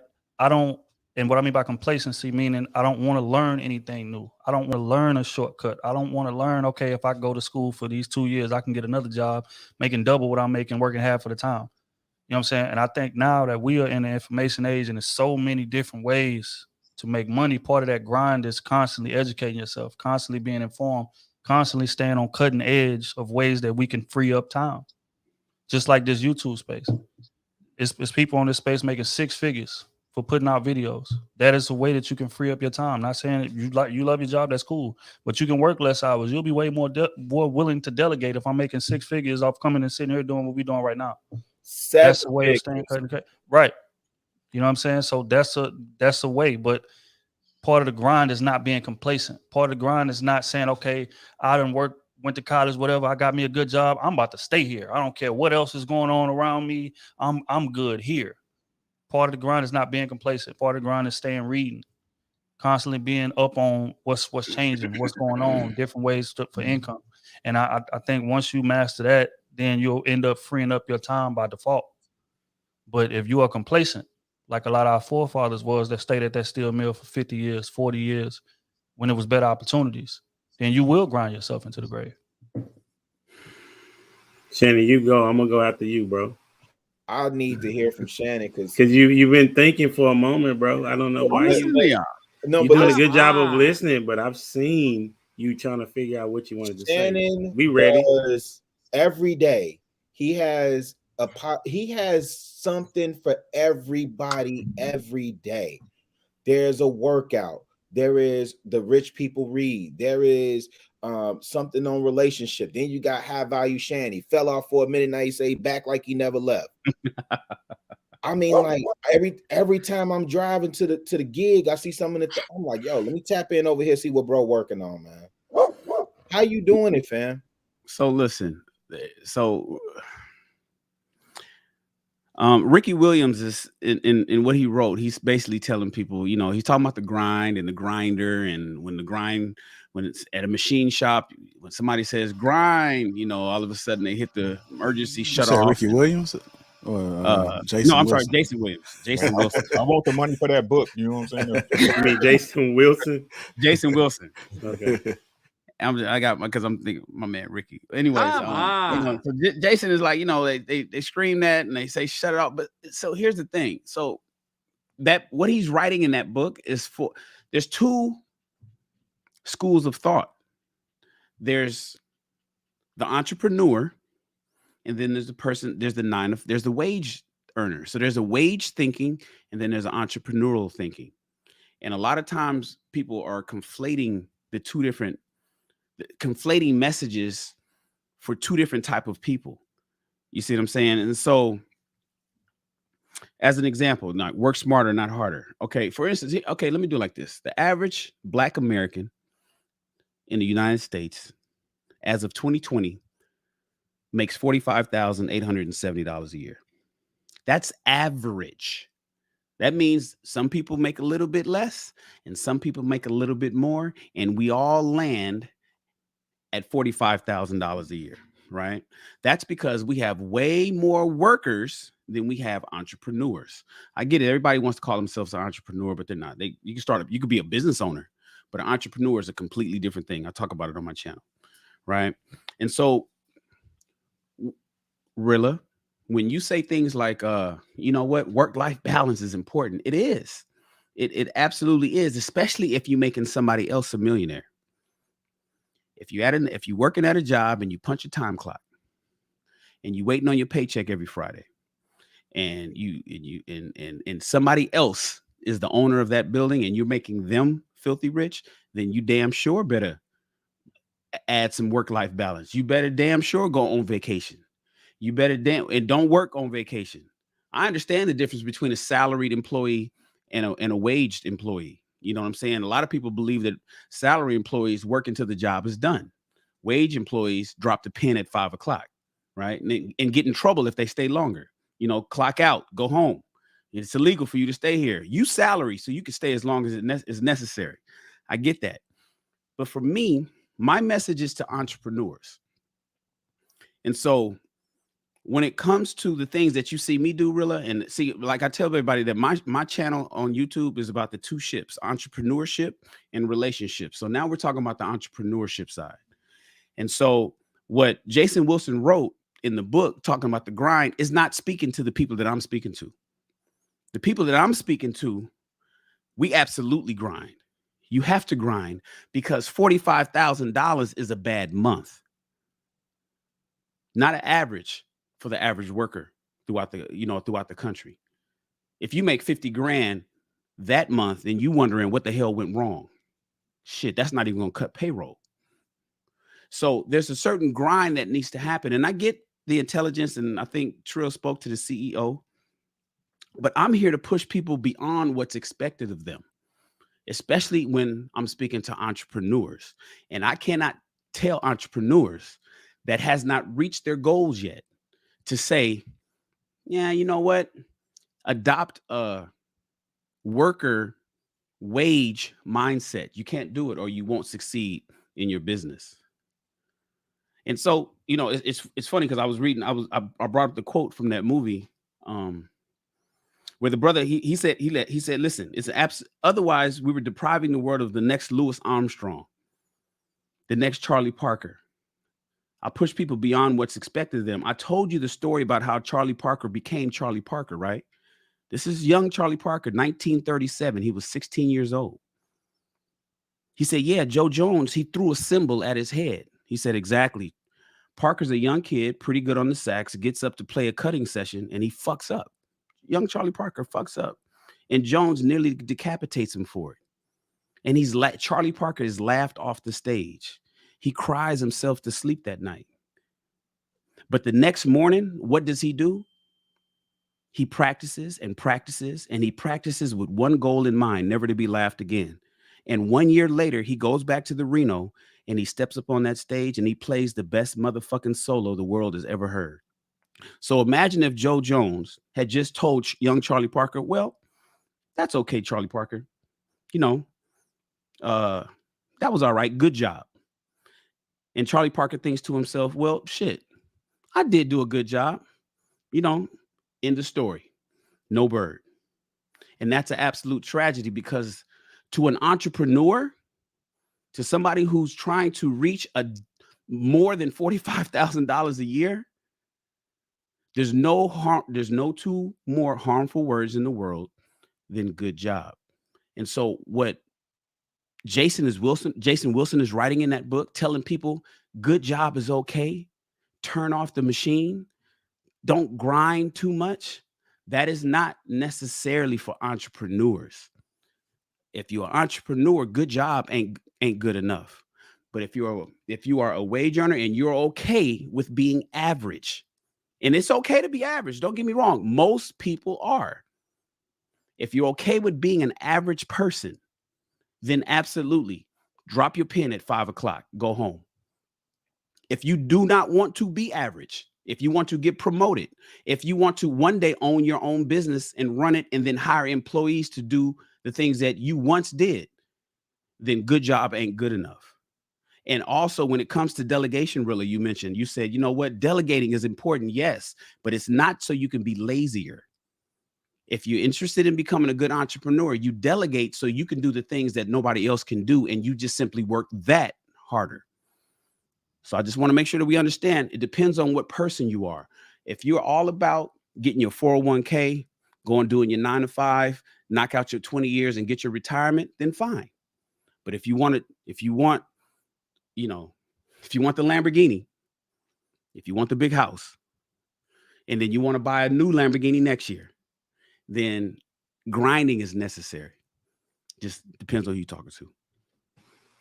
Yeah, totally agree. Even as a as a commoner, if you will, like there are ways to grind. Like I would think you would still need to grind because you're trying to build something, and complacency doesn't allow that to happen. Now, I'm not against taking breaks. So one of the things I would do, because I did a lot, I was working 2 jobs.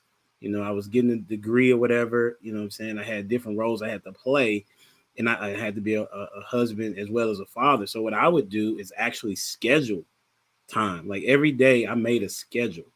You know what I'm saying? And my wife got time with me. My kids got time with me. And then like Sundays or Saturday mornings was family time. You know what I'm saying? And then it would be, maybe an hour or two where I would dedicate to me, myself. So there are ways to rest and relax after you do grind. But for those of us that are trying to build something, it's hard to cut that off, man. You know what I'm saying? Like when I went on vacation, like I'm like, man, I'm liking this, but like I have so many things going in my head that I feel like I can do better at, that it was hard to do. Yes, it's necessary to have breaks, but you can always schedule those if you're a good time manager. And if you're not, then you need to find those people that are good time managers. And I would say people like Shannon and people or anybody that's an entrepreneur schedules a moment of time where they have the peace of mind to get some of those things done. Like reading for him may be resting. You know what I'm saying? You feel me? Or doing his job or building his empire may be him resting. You know what I'm saying? So that's why it's important to understand the dude's context in which he was expressing his thought. No, I think Shannon just trying to take over the world. He ain't building no empire resting. He just trying to take over the world, man. Trill, I feel like Ricky, I don't know your status in terms of if you're a sole proprietor as an entrepreneur, but I know Trill is a CPA or an accountant of some sort. And so I am interested, Trill, in how you balance that. Like, and if you don't mind, are you like, do you have your own firm, or are you corporate accountant, or like how do you manage with what you do? Because you got a lot on your plate too. I went to the site, tried to grab a hoodie, and they were sold out, bro.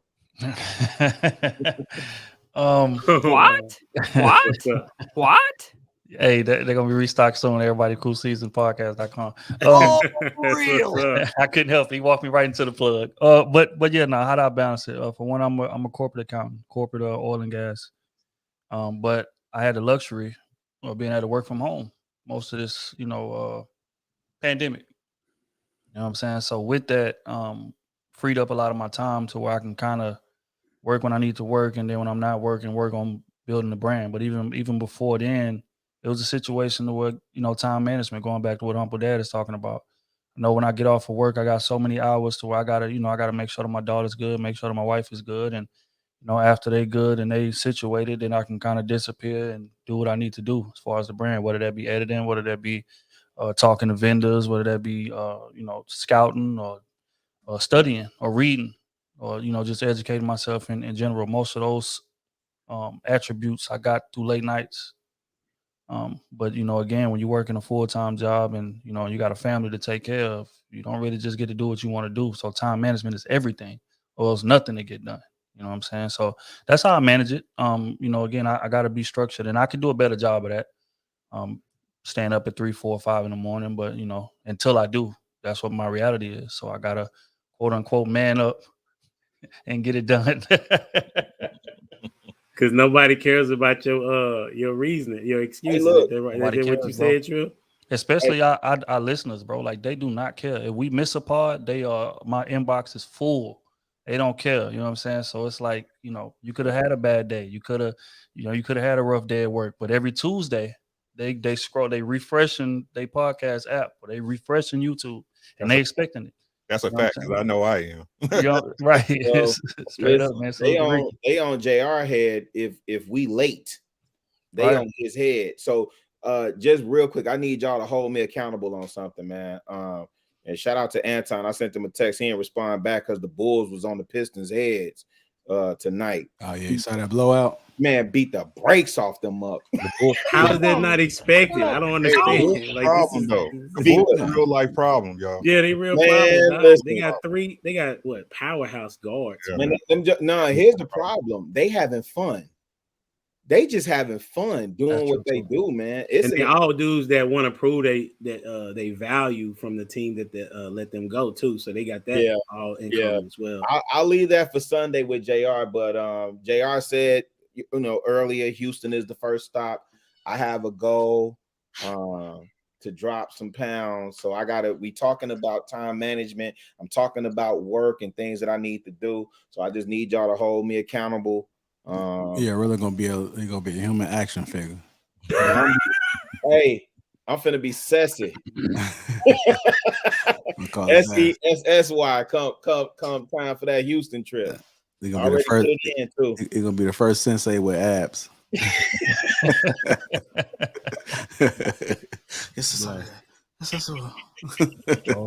Crazy, man. See, Rilla actually do believe in grinding, huh? But next question. Go get him, Trill. Come on, we doing that one arm push up right there. But yeah, I gotta say, you know what I'm saying? You make time for the stuff you want too. You know what I'm saying? For the stuff you want. Right. So if you like Shannon said, if you looking to be great, man, that's what you got to put your time towards. So Ricky, that's what I'm gonna ask you, bro.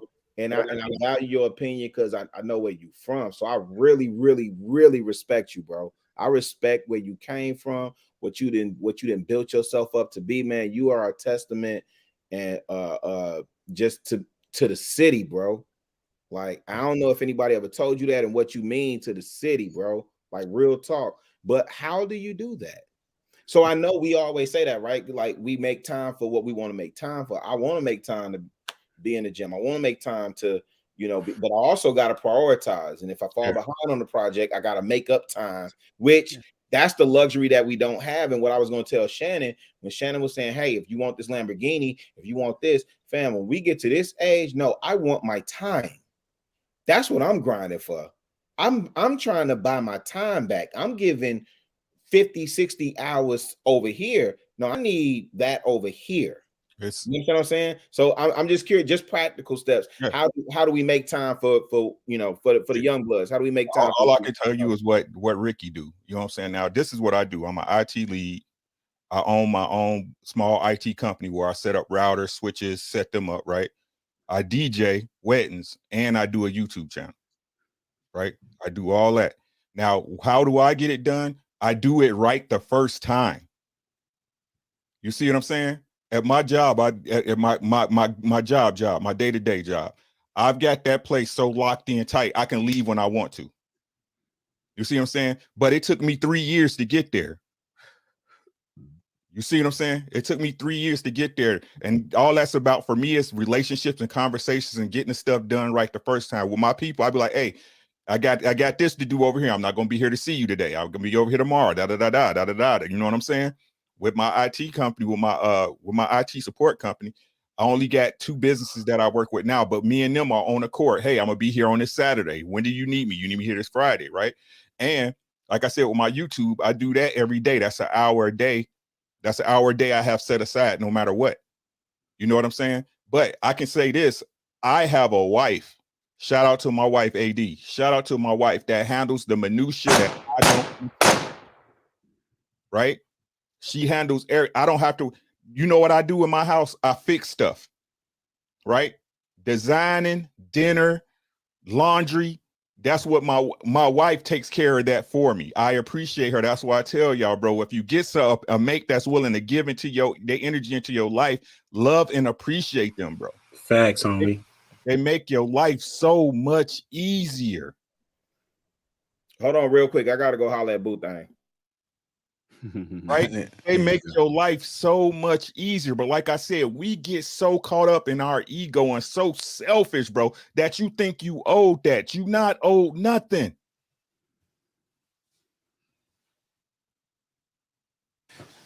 One of the questions I want to ask, right?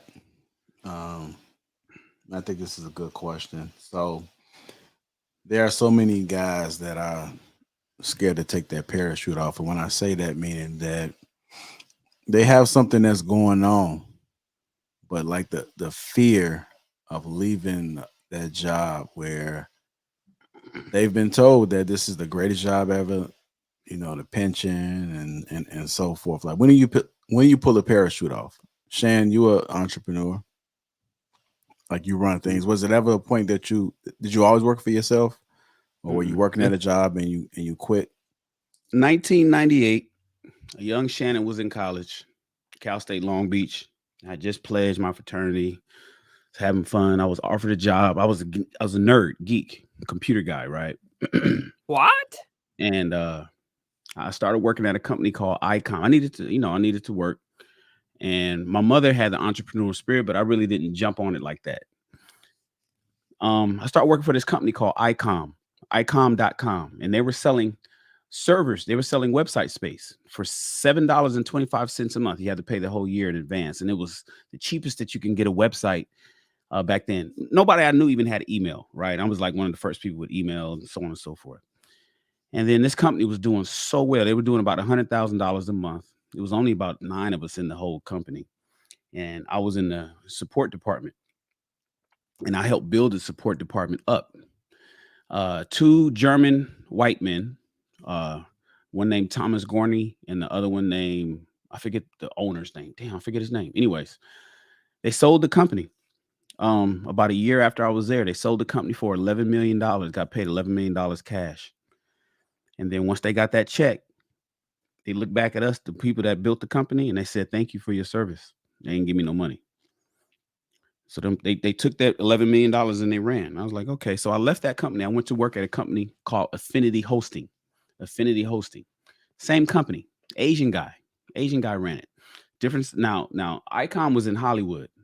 That was in 1998. The mid of 1998 to 1999, I went to go work for Affinity. He sold his company, $17 million cash. Affinity Hosting was the name of the company. This is 1990. This is a little over, 22 years ago, something like that. And I was in the support department then. And after he sold his company for $17 million, he said, "Thank you, everybody. I appreciate your service. Have a nice day." And he took that $17 million and he left. And I sat there and I helped build that support department. And it was at that point that I sat back and watched that my work, that my coding that I had put in, that I was doing, I created the entire communication system so people can send in questions and flow that through the right department to have the answers questions faster. I revolutionized kind of the support department there, and I didn't get a dime. And now I'm a young 20-something-year-old kid going to college, and working. They were paying me well, but not $5,000. It didn't say they got 17 mil. You ever seen a check for $17 million? That's what it wasn't. No stock options. It wasn't no, and you get the option to do this, or it wasn't no property. They wrote a check for $17 million, and that's how many zeros was on the check, and it was made out to his name, and he cashed it, and he said thanks, and he didn't even, to the small department of maybe 16 of us, he didn't even say, "Here's $1,000 for each of you guys." He didn't even say, I'm gonna take 20 grand and split it up amongst you. He just said peace to the young black boy, Shannon. And it was at that point I said, I'll never make another millionaire a millionaire unless that millionaire is me. I'll never make another millionaire a millionaire unless that millionaire is me. And so at that point in 1998, I never went to work for anybody else. I started my company called Remicro PC, and I didn't know how I was going to pay the rent. I didn't know how I was going. I had just bought a Lexus. It was a 1990. I had bought my 19. No, that was the next year. I'm sorry, I'm tripping. I'm mixing that up. I had just bought a convertible Mustang 5.0 with a supercharger. Didn't know how I was going to pay the car note. Didn't know how I was going to do anything. But I knew one thing. I ain't making nobody else no more fucking millionaires unless the next one is going to be me. And I didn't go to work for anybody else again until the economy crashed in 2009. And that's where I had to go work because I was losing my house and all that other kind of stuff. So sometimes people are forced to be into entrepreneurship when they should have been there all along anyway. They just didn't know. Some people are working. Some people that's listening to me right now, some of you brothers on this stage, is probably working. You got to go clock in. You got a supervisor. You know, you're gonna submit your hours or whatever, and you're gonna get your comfortable check on Friday, and that's cool. I understand that. Trust me, I was there. I get it. But you might not supposed to be there. Some of the people that's working for the companies that they're working for might not supposed. I'm saying that ghetto might not supposed to be there. But they just don't know it yet because some calamity didn't piss them off like it happened for me or push them out. Because some people get laid off and then forced into entrepreneurship. I got pushed into entrepreneurship because I was pissed that I made these two German dudes who didn't even speak English that well and wasn't even citizens of the United States $11 million for their company, and then made the Asian guys $17 million, and they didn't even give me a sandwich for working in their IT department with all my knowledge and technical know-how on revolutionizing those companies 20-something odd years ago when the internet was just burgeoning. So that's what forced me to do it. Now, why would somebody today jump into entrepreneurship and follow their dreams? What can make you do that? Typically today is either you're forced out or you're watching somebody do something that you know that you can do better. If you're sitting back watching somebody, let's use YouTube as an example. If you're sitting back watching somebody winning on YouTube and you know damn well you can do better than them, then why aren't you doing it? Why aren't you even giving it a shot? Everybody that got an iPhone has a podcast studio in their hand. Don't say I don't have the right lighting, I don't have the camera, I don't have the mic. You don't need all of that. You can do it right here. But some people won't even take that plurge because they don't believe in themselves. So there has to be some kind of self-confidence in you to be able to do it, or at least try it. But don't do it because you got fired from your job or you got laid off because they were downsizing because due to Rona or whatever. And don't do it because you got pissed off and you stormed out. Don't do it for that. Do it because you think that you probably are better than you. I mean, because you know that you're probably better than you think you are. And that's the phrase. If you know you're better than you think you are, do what you know, not what you think. And that's how I tell people to jump into it now. So that's what happened to me. That's how Rawls Enterprises got started in June of 1999. And I ain't looked back since. So, and the next millionaire I made was me. Yeah, I haven't got to that particular perspective yet. As far not perspective, but to the millionaire. But for me, because I'm a full-time real estate investor. For those that care or don't know, and I was, as a teacher, the reason why, like what Shannon was saying, I was kind of forced out because I'm not a yes guy. And in education, you have to pass students, and I was like, I'm not doing that. You know what I'm saying? The kids gonna get the grades that they earn. And so every district that I went to, they would have issues with me. And so my wife was like, hard-headed. You was a hard-headed ass motherfucker. You wasn't a get along guy. Not at all, bro. Not at all. You know what I'm saying? I wasn't humble about it either. I let them know that I disagree with their philosophies, and every school district would say, we're not going to renew your contract. And Then there was just one year, I think it was 2017, 18. I was just tired of having to answer to these people, knowing that I was doing good by the kids. And so what I did, I started making a plan. Well, I talked to my wife first, and she was like, "Yeah, you should have been out the door." And so I checked with her, and she was good with me making a plan to exit. And so one of the things that I did start, putting money back based on the deals that I made. And then I knew that I was going to get the teacher retirement because I had put in about 11 years. And I knew that I had an opportunity because I had been successful at it part-time. And so once I saw that I could do it part-time, I knew that I could do it full-time once I just had the time, and I had already had money set back so that if I did fail, which that wasn't in my mind that I would, then that's when I executed leaving from teaching. So that's my particular story. Mm-hmm. What's going on? Anybody else got a story? No. You got to be, you got to, like, I'm curious how Ricky started his IT company. Did you start with a corporation and then said, "What the hell am I doing here? Getting paid from doing what you're doing when I could do it myself?" How did you get your IT company? Because I was IT as well. When I was in college, before I went to work for those companies, I was doing IT at a company called Bowers Ambulance, doing the IT shit there. And I found out, I was like, man, y'all not paying me enough. And that's how I ended up at ICOM the next year. This is all during my college days. How'd you end up starting your IT? Yeah, man. It was, to be honest with you, it was kind of off the cuff. You know what I'm saying? It was like, because I work in IT, everybody will always come and ask me questions, and I didn't charge them. And then one day I was like, I should be charging these people.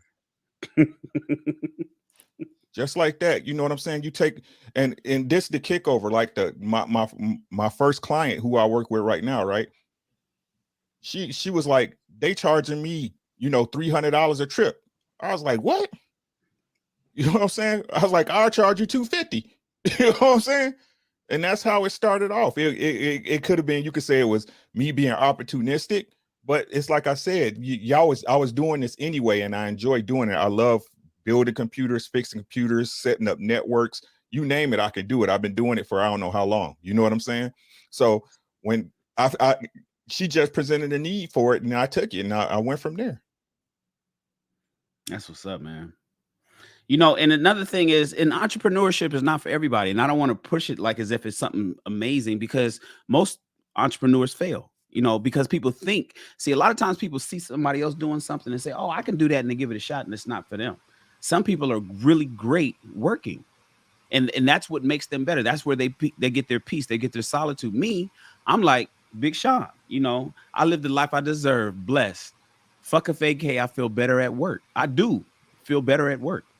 I do. Rilla was like, "Shan, your vacation maybe," or somebody on here said, "Shan, you might feel better just reading." I do. I absolutely. But then at the same time, I can take naps in the middle of the day. That's what I need to do, Mm-hmm. So I know that that's what's best for me.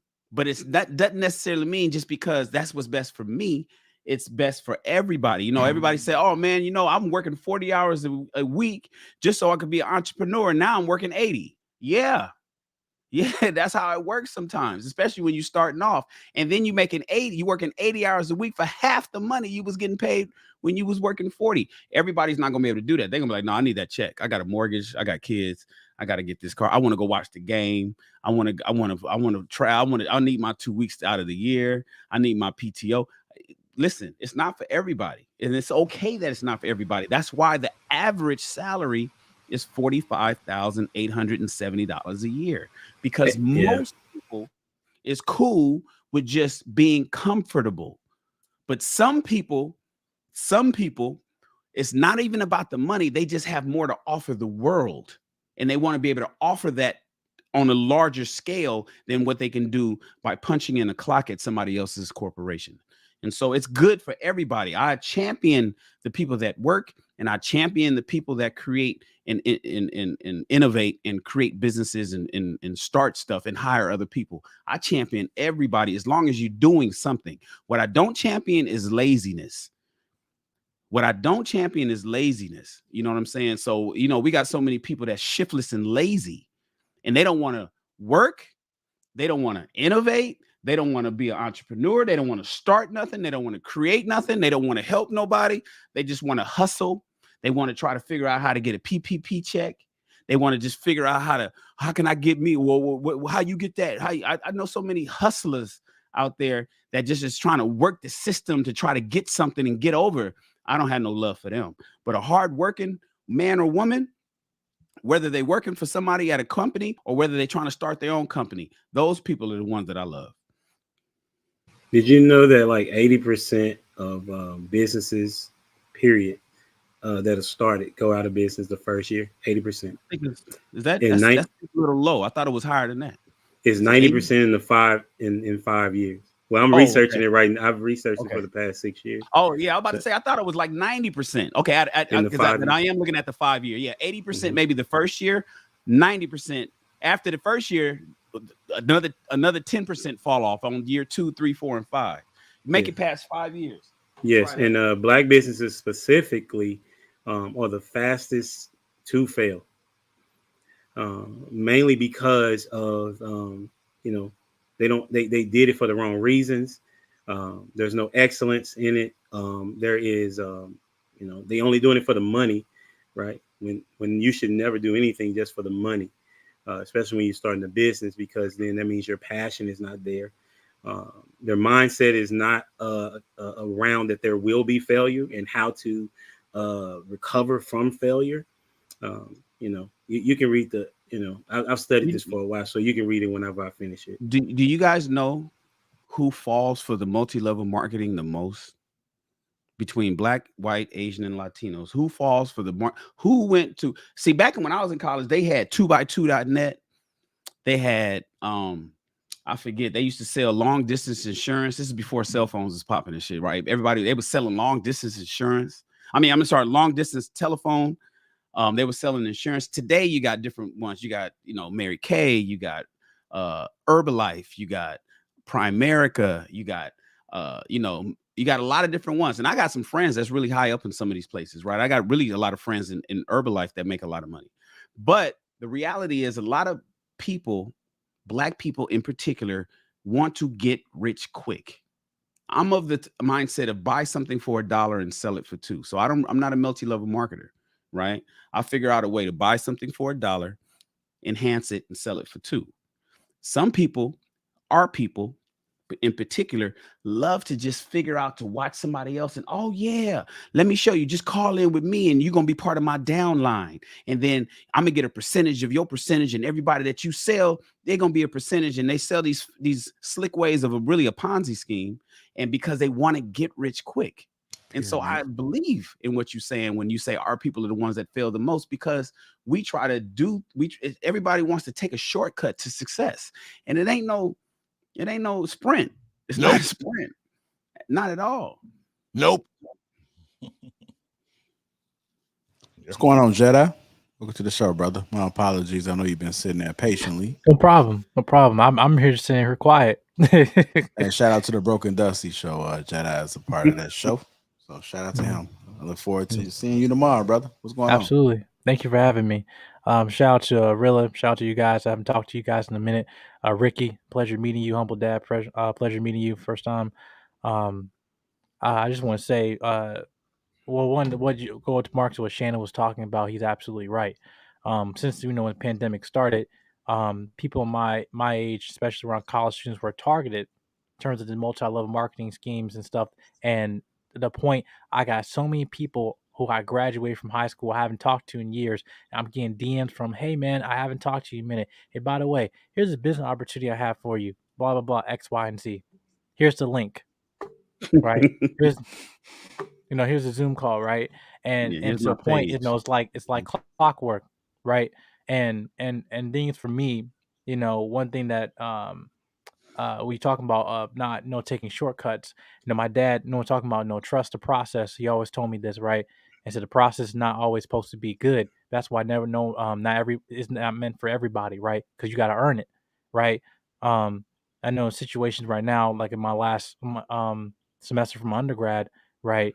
I'm in positions of my internship where I'm interning for Lockheed Martin, right? And I'm in a position right now where I might use certain skills I have from other major like graphic design, but I'm utilizing that in a way will differentiate from other, candidates, right? And the point about it is what people don't understand is that, you have to deal with the cards, you dealt with, right? I don't think that people always thinking, well, if I just was born this, if I just had this, luck, right? It's not really with luck. It's more about consistency, right? And I think what comes with consistency, like I mentioned about, was self discipline, which we lack, especially in my youth, right? And also, I'm not exempt from this too. I'm not saying that I don't have struggles with it as well. My saying is that we're just kind of lacking of admitting the true problem why we're not where we want to be, and yet, we focus more on aesthetics than we do foundation, right?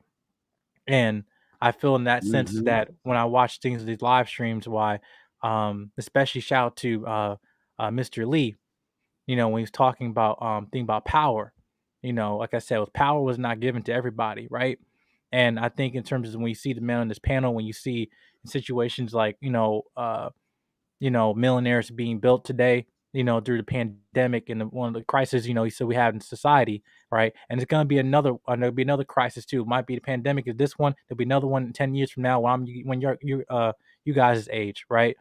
My point is that when you see crisis, some people see opportunity, right? And I think that I'm making sure that I'm not taking this time away from for granted, knowing that when I'm watching this, we're talking about the term of manning up.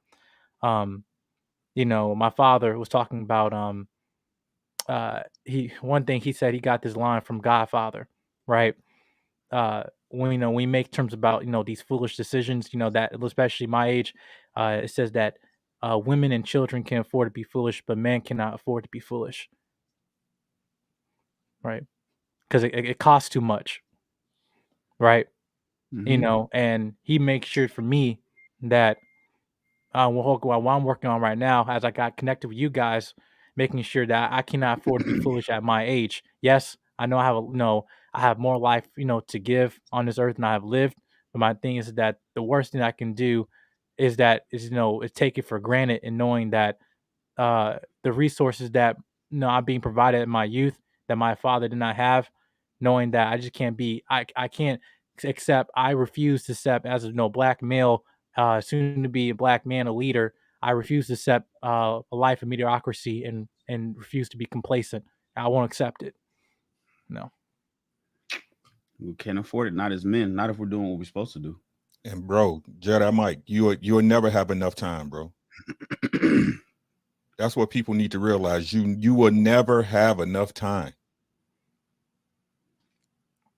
I said on my time ain't no punk, bro. Mm. Time is not no punk. I said money, time is money. No, it's not, bro. No, it is not.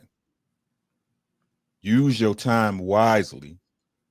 If you're a young person, you in your 20s and maximize your time. Maximize it. Because I'm telling you, y'all gonna wake up one day in life, you're gonna be like, really? How the hell I get here? I'm telling y'all, that's the way it hit. That's real. That's the way it hit. What happened? I was just the youngest one in the crew, bruh. What? You calling me an OG for? What? I'm telling y'all. So if you right now you What? young, you got life by the balls. Pull them, bro. Mm-hmm. Pull them. And with that point, I want to say that because also, it's also comes to a point in the decisions that we make as men that we can't afford to also be indecisive, right?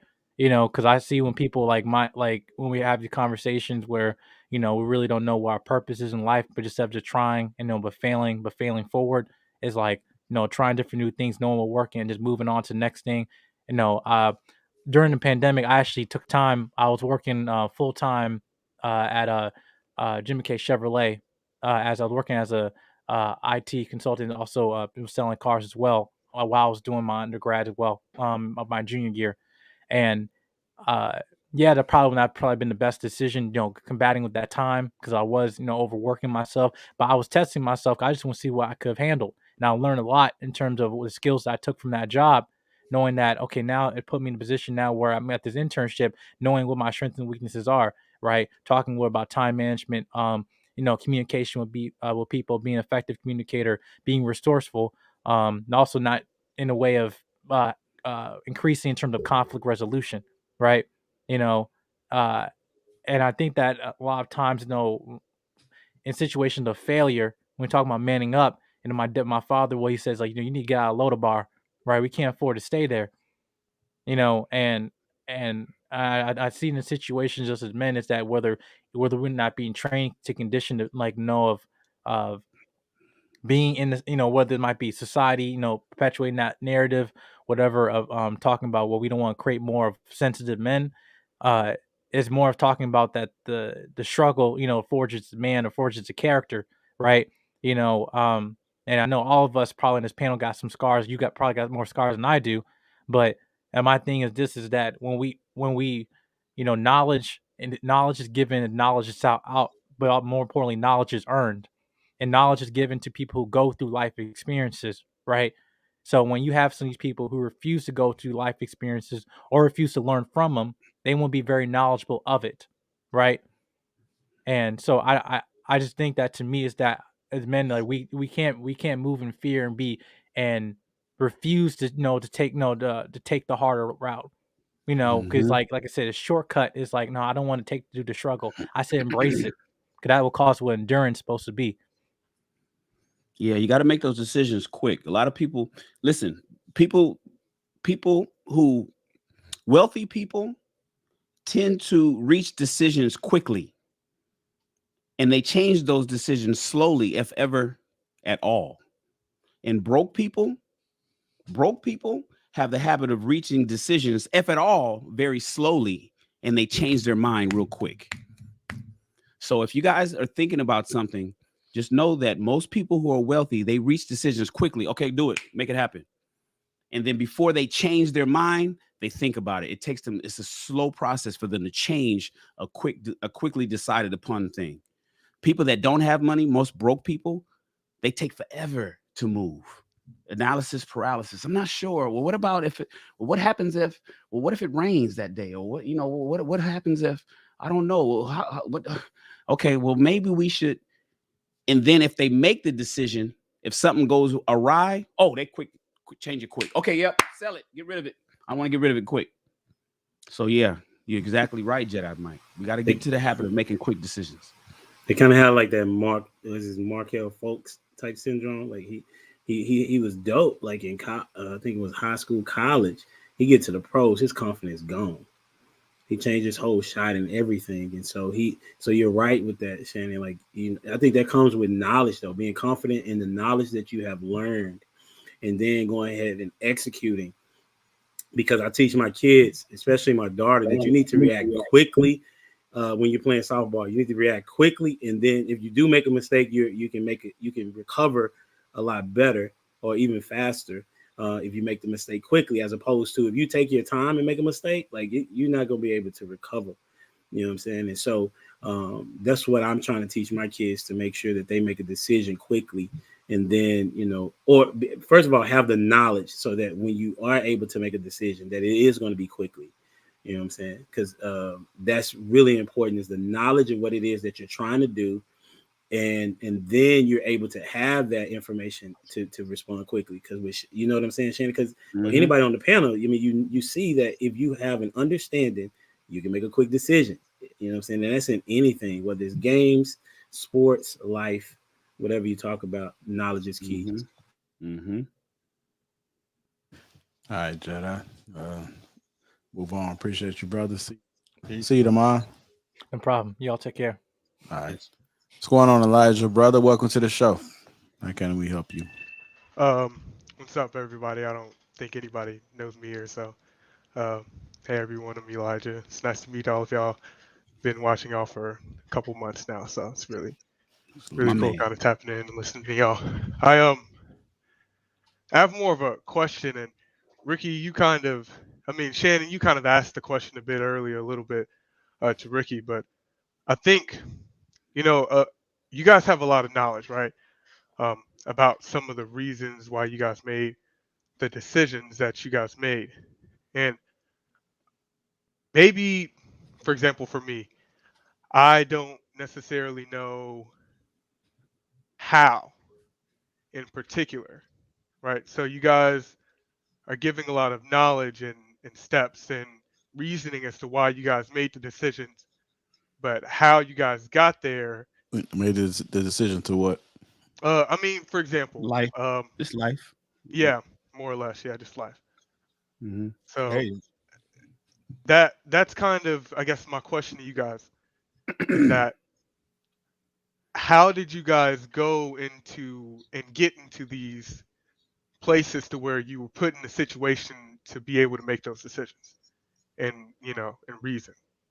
I know that Ricky was talking about how whenever he started his IT his IT service business, he saw an opportunity to undercut and kind of you know ran off from there and decided to take a leap. And I don't know if I got a good answer, or at least an answer that I could comprehend from you, Shannon. So I guess that's kind of the question that I have for you guys.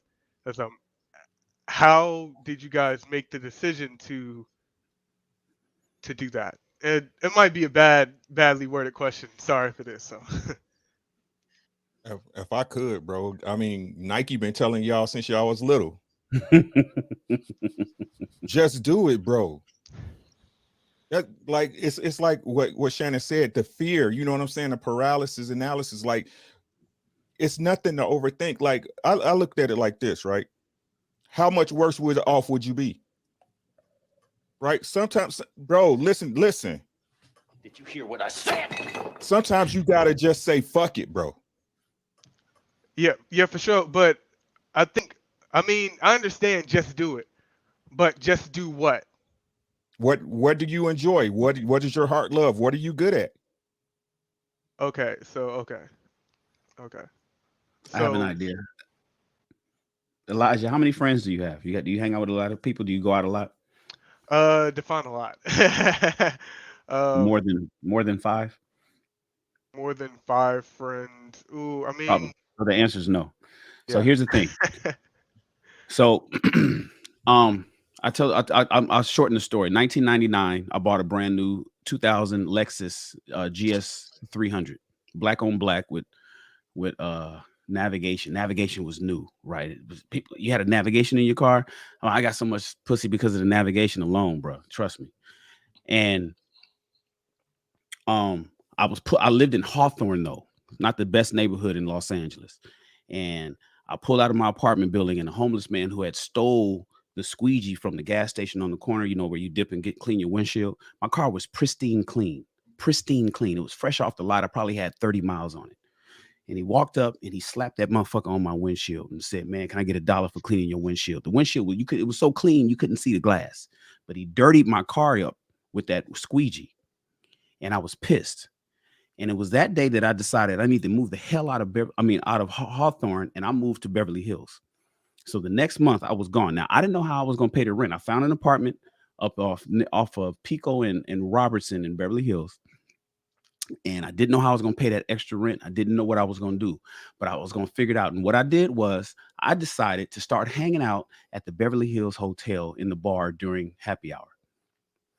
And I went up there, I dress up and I go up and I just started meeting people.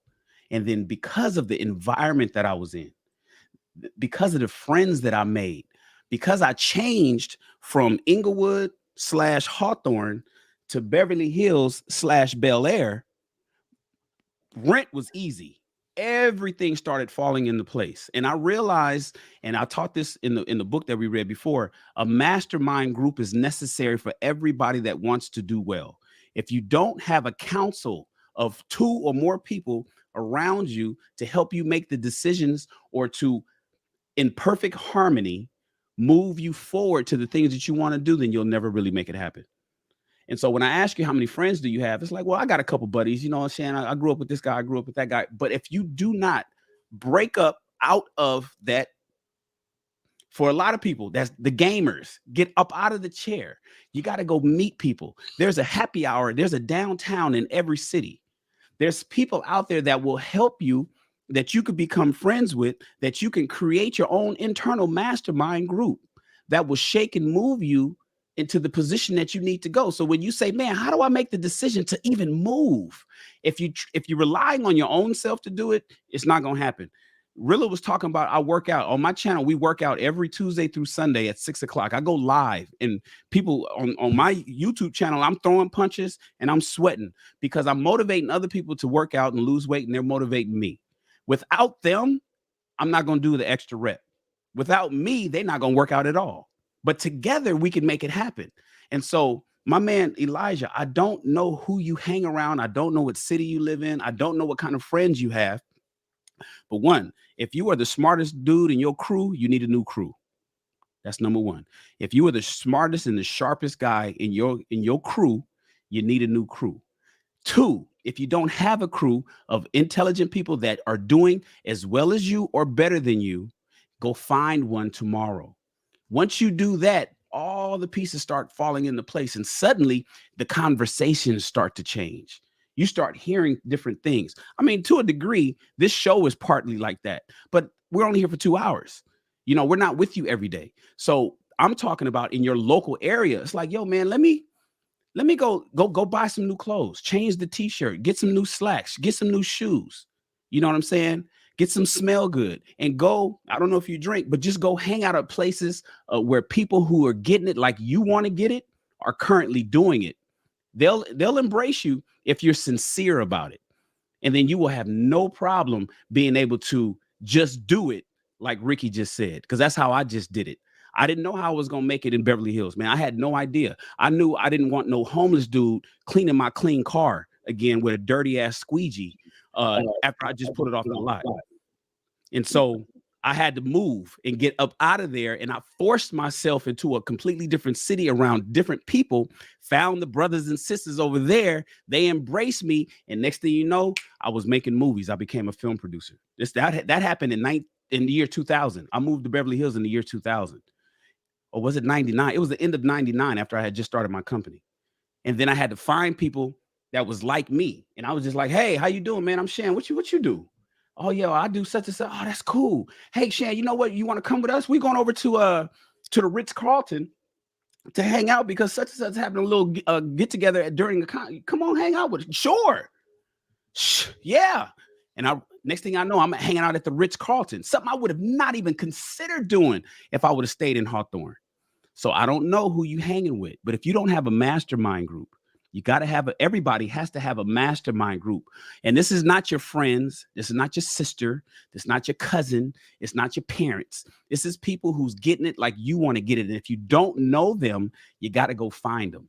That would be my advice to you at this point, Elijah, because you seem young. You look like you're still in your 20s. And if you are, how old are you, Elijah, by the way? Let me ask you. I'm on mute. My bad. 23. Yeah. Perfect timing, bro. Perfect time. Perfect time to do that. So now's the time for you to expand your crew, build yourself a mastermind group, and then for you to say, how do I make this move? Don't worry about it. It's going to come naturally, but you got to change your environment and get around the right kind of people that's doing what you want to do. Even if you don't know what it is, you may not know what it is. For all I know, man, you might be the next multi-million-dollar sports agent. You might be the next. What's the name of LeBron James' sports agent, guys? You know, I don't know sports.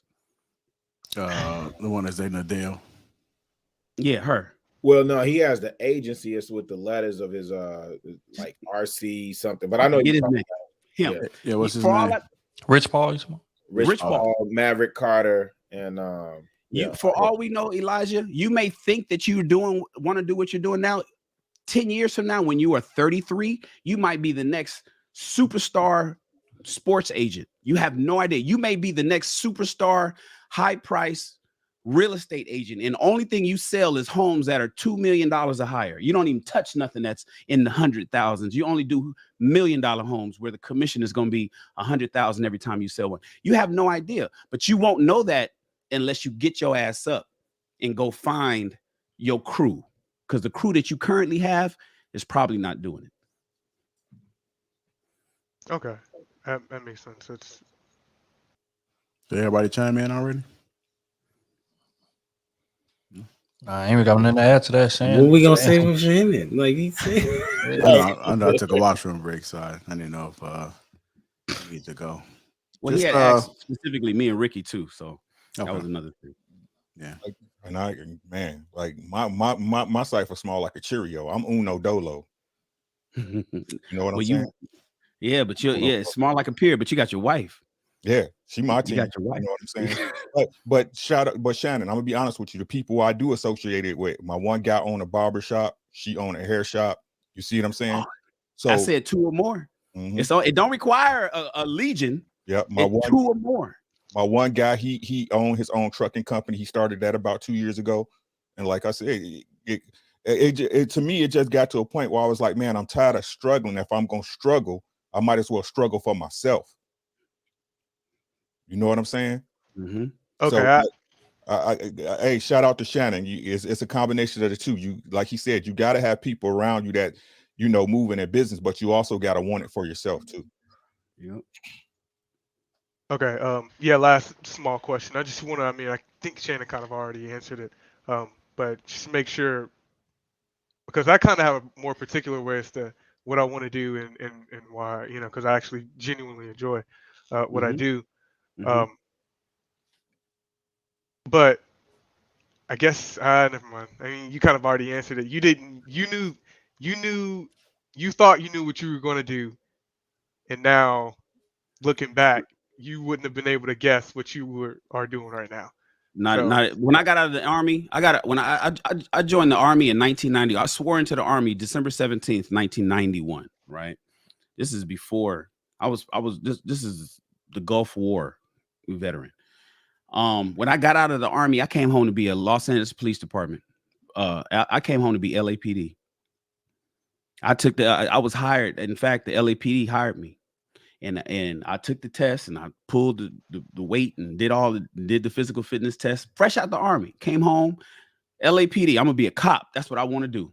As a kid, I always wanted to be a cop. And then something said, why not just go touch school? Let me just go. I could come back to the LAPD next year.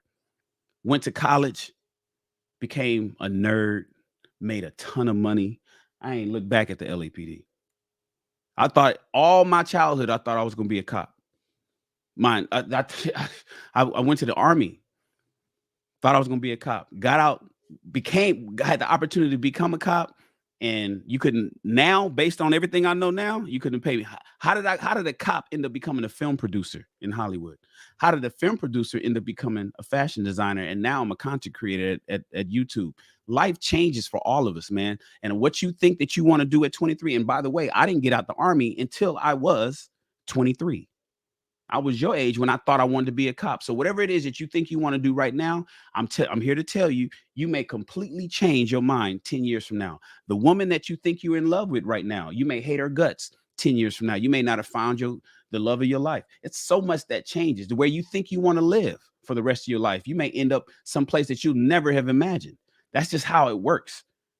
So I get it. You know what you kind of want to do right now, and I want you to hone in on that. But the moment that you spread your wings and you get out and you break up out of that room and you change your wardrobe, I always tell people to start with the clothes you wear, right? Because the clothes you wear, your presentation is going to actually help you open the doors and guide you in the direction you want to go in. That's why I tell people, let's change the t-shirts. If you're rocking them, if you're wearing a t-shirt that you was wearing in 2019, throw it away. Ladies and gentlemen, just throw it away. I know it's your favorite. I know it feels good. Throw the t-shirt away. Buy a new t-shirt. Get you something new. T-shirts don't cost a lot of money. When you do that, you start feeling different. You start doing things differently. And so what you think you want to do today, Elijah, you may not want to do tomorrow. So just take that into consideration and don't be so headstrong on it. I do want you to get your bag though, but be fluid, as they say, because you never know where you might go. You never know where the current might take you. Yeah, thank you guys for the advice. Hey Elijah, what's up? I want to say something, man. I wasn't gonna say nothing, but I just feel like whatever's happening right now is moving me to say it regardless, and not giving a fuck about what the consequence may be. But I don't really speak on too much about what's going on with me because I'm still going through it. If that makes sense, meaning that I'm still tied into a few things. But I'm the oldest, so I've always experienced everything. I had to learn a lot of my failures. Everything that I failed, I had to learn.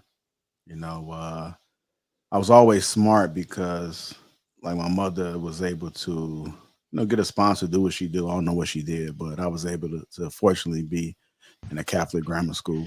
So I think that what's balanced me out, even though we grew up in poverty, that's what gave me my intelligence. So by the time I got to high school, everything was a piece of cake. Couldn't really understand why people was failing.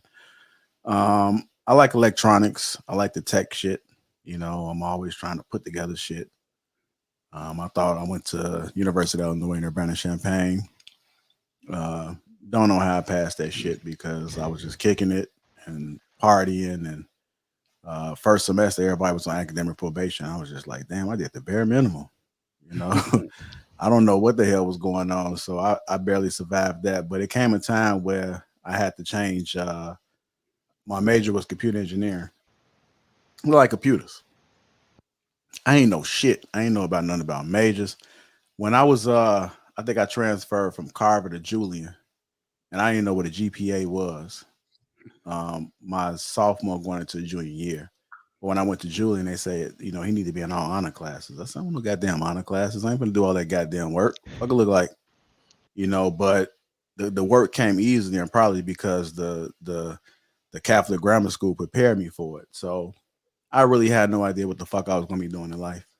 I really didn't. I didn't have no direction. I didn't have nobody telling me nothing.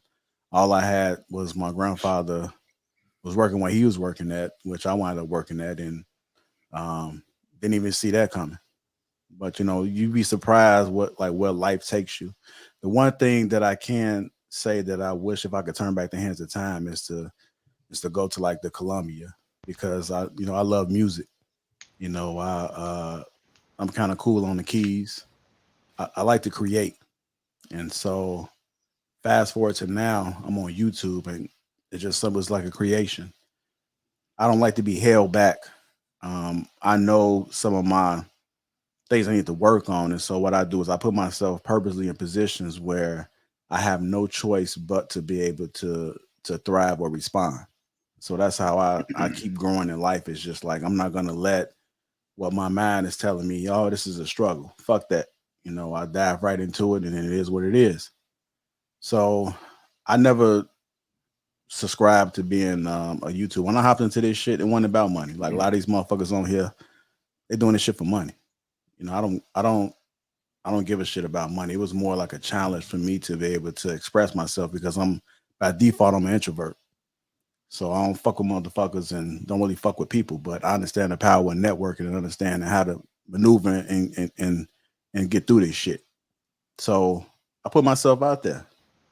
Some of the people that I looked up to was Trill, and I say this shit like when I hopped into YouTube, I looked up to Trill. Never knew that I would meet this brother. I looked up to Steph is Cold. I got Steph is Cold on speed. I can hit him up right now. These are people that I looked up to, and I'm just like, when I hopped into the space, like, damn, like I'm talking to these brothers. It's like a reality check. So you never really know what life is gonna throw at you, which way you're gonna go, but you got to be willing to take a risk. And that's how people able to really see what it is that they could truly be by taking that risk. You got to take that parachute off. And, that's what I'm currently doing now. I'm in my upper 30s and I'm just, taking it as it comes. But you got to be willing to take it on. And I'm a role model for the people that's looked up to me. I got some of the guys that's still in the trenches and some of the guys that's still out there that's union and looking at me like, damn, dude, like, you here. And I'm like, I'm not done. I still got a lot more work I need to fucking do. But the thing about it is that it's different on the other side once you take that risk. When you take that risk, you feel like you're unstoppable. Once you get out your comfort zone, can't nobody hold you back.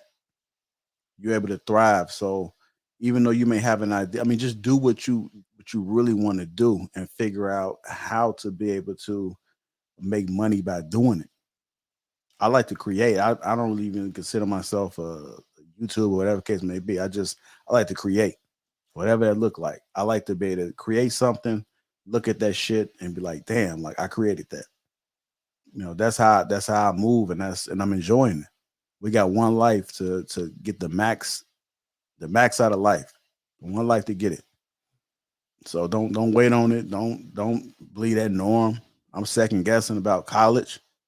You know, I got these fucking student loans and some shit. So I'm having different conversations with my son to experience how college develops you. I think is you can't match that. But as far as what they preach to us, man, you got to be a little bit more woke, a little bit more open-minded to understanding what the bigger picture is. A lot of this should be about money, man. That's what it is. But you got to make it make sense. If you're hopping into a field like speech communications or sports management, that might not be worth you going to college. I'm just gonna be honest. You know, I hate to put it out there, but that's just what you program. But for fields that require college, then yeah, you got to go ahead and do what you got to do.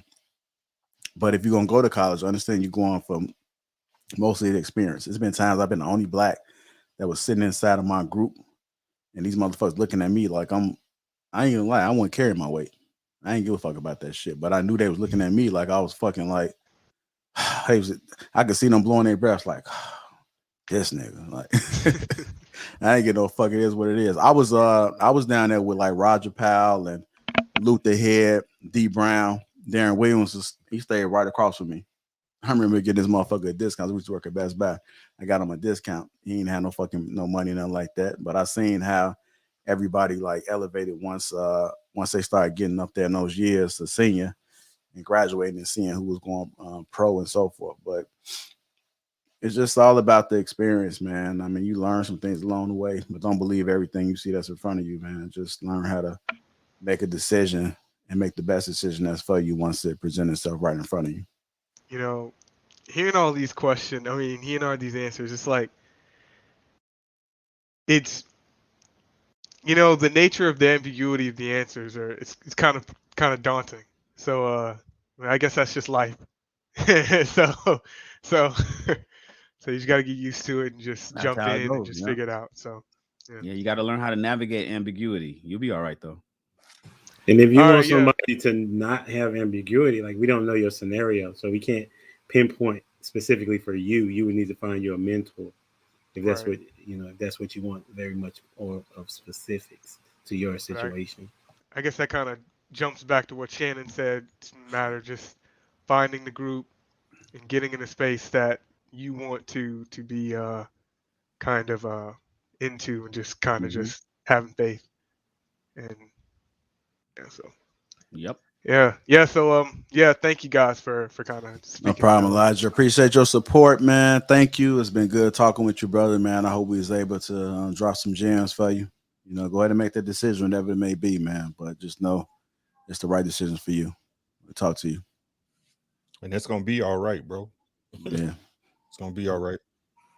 This too shall pass. What's going on? I have value nurse. How you doing, brother?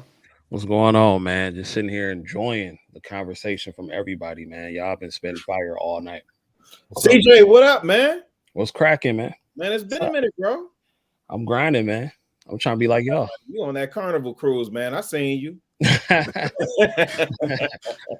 trying to, I'm doing the work though. You dig? So hey, just real quick, tell the people, for the people following the chat, they may not be familiar with you, what your channel is about, what you do, and some of the things that you advocate for.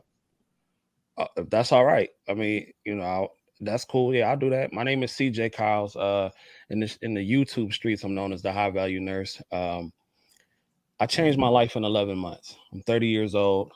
I went from working at Amazon as a driver delivering packages, and I relate to that guy because it wasn't too long ago that I was 23 and didn't know what to do. And I decided to go to school because I hated my job. And when I told people I wanted to be a nurse, my friends laughed. They laughed at me. You know what I'm saying? This is pre-pandemic. So I said, screw it. I'm gonna go do it anyway. And I decided to do it. Straight out of school, instant six figures. Not that means anything, but it does though to a certain degree, because from somebody who came from making $30,000 to instant income increase like that, all from 11 months of work. It was crazy. So what I do on my channel is I pretty much I tell people the game, I show people how to do it, and just give them the insights of nursing. And we do other stuff too, but that's pretty much the gist of it. So I wanted to ask, well, I really wanted to say that I was listening to the Man Up conversation, and that part stuck out to me because I think the best phrase that my father could have ever told me was man up. Because in my journey, because to me, he told me that the world don't care about you. They're not going to feel sorry for you. You don't have the luxury of being depressed. You don't have the luxury of this and that. You have to go out here and work for everything you want. And I took that to heart because it was one thing I wanted to accomplish, and that was not being broke. That it was traumatic to me. I did not want to be broke. That was a fear of mine. And I'm not saying that's a fear now, because I'm willing to do what I have to do in order to not be broke. But hearing that term man up, it always stuck out to me in my head. Something goes wrong with you, man up, boy. And I knew where he was coming from. Now I do understand how sometimes that phrase can be traumatic to some, but I'm just speaking for me. In my case, it was one of the best things that could have ever happened to me because it got me focused. It got me on point. It got me on par. My father was a strong figure in my life, and I appreciate him for that. I had a stepfather and my biological father, both of them guys. I learned from both of them. So my biological dad, he was the militant. You don't got time to be depressed. You don't got time to complain about problems. None of that, bro. You are a black man in America.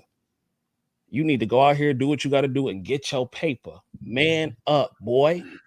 I remember these conversations so vividly, and I thank him for that. Because without those conversations, I truly don't know if I would be where I'm at today. I take a vacation every month. I love my life. I'm living a great life, but I work hard and I put in the work. If I run into a problem, I deal with it accordingly, seek some therapy, get over it, man up, on to the next challenge. So that's just my take on how I was raised and where I came from. That might not be the solution for everybody, but I just wanted to give that point of view. Can I ask a question? The high value nurse? Sure. How many friends were around you at the time where you had to make the decision to still go and fulfill or do your purpose or your goals? Oh, it was a group of us. It was probably about 6, 7. We thought we was going to be rappers. And the older we got, we realized that dream wasn't popping off like we thought it was going to pop off. I don't believe in being that struggling artist until I'm 30 and 40 years old. I said by 20s, this is the time where I figure out what I want to do and how I put myself in the place to do it. But then I thought about what Shannon said. At 23, I didn't want to be no nurse. I want to be no nurse. You never know where life's going to take you. So, but yeah, it was about 6 or 7 of us.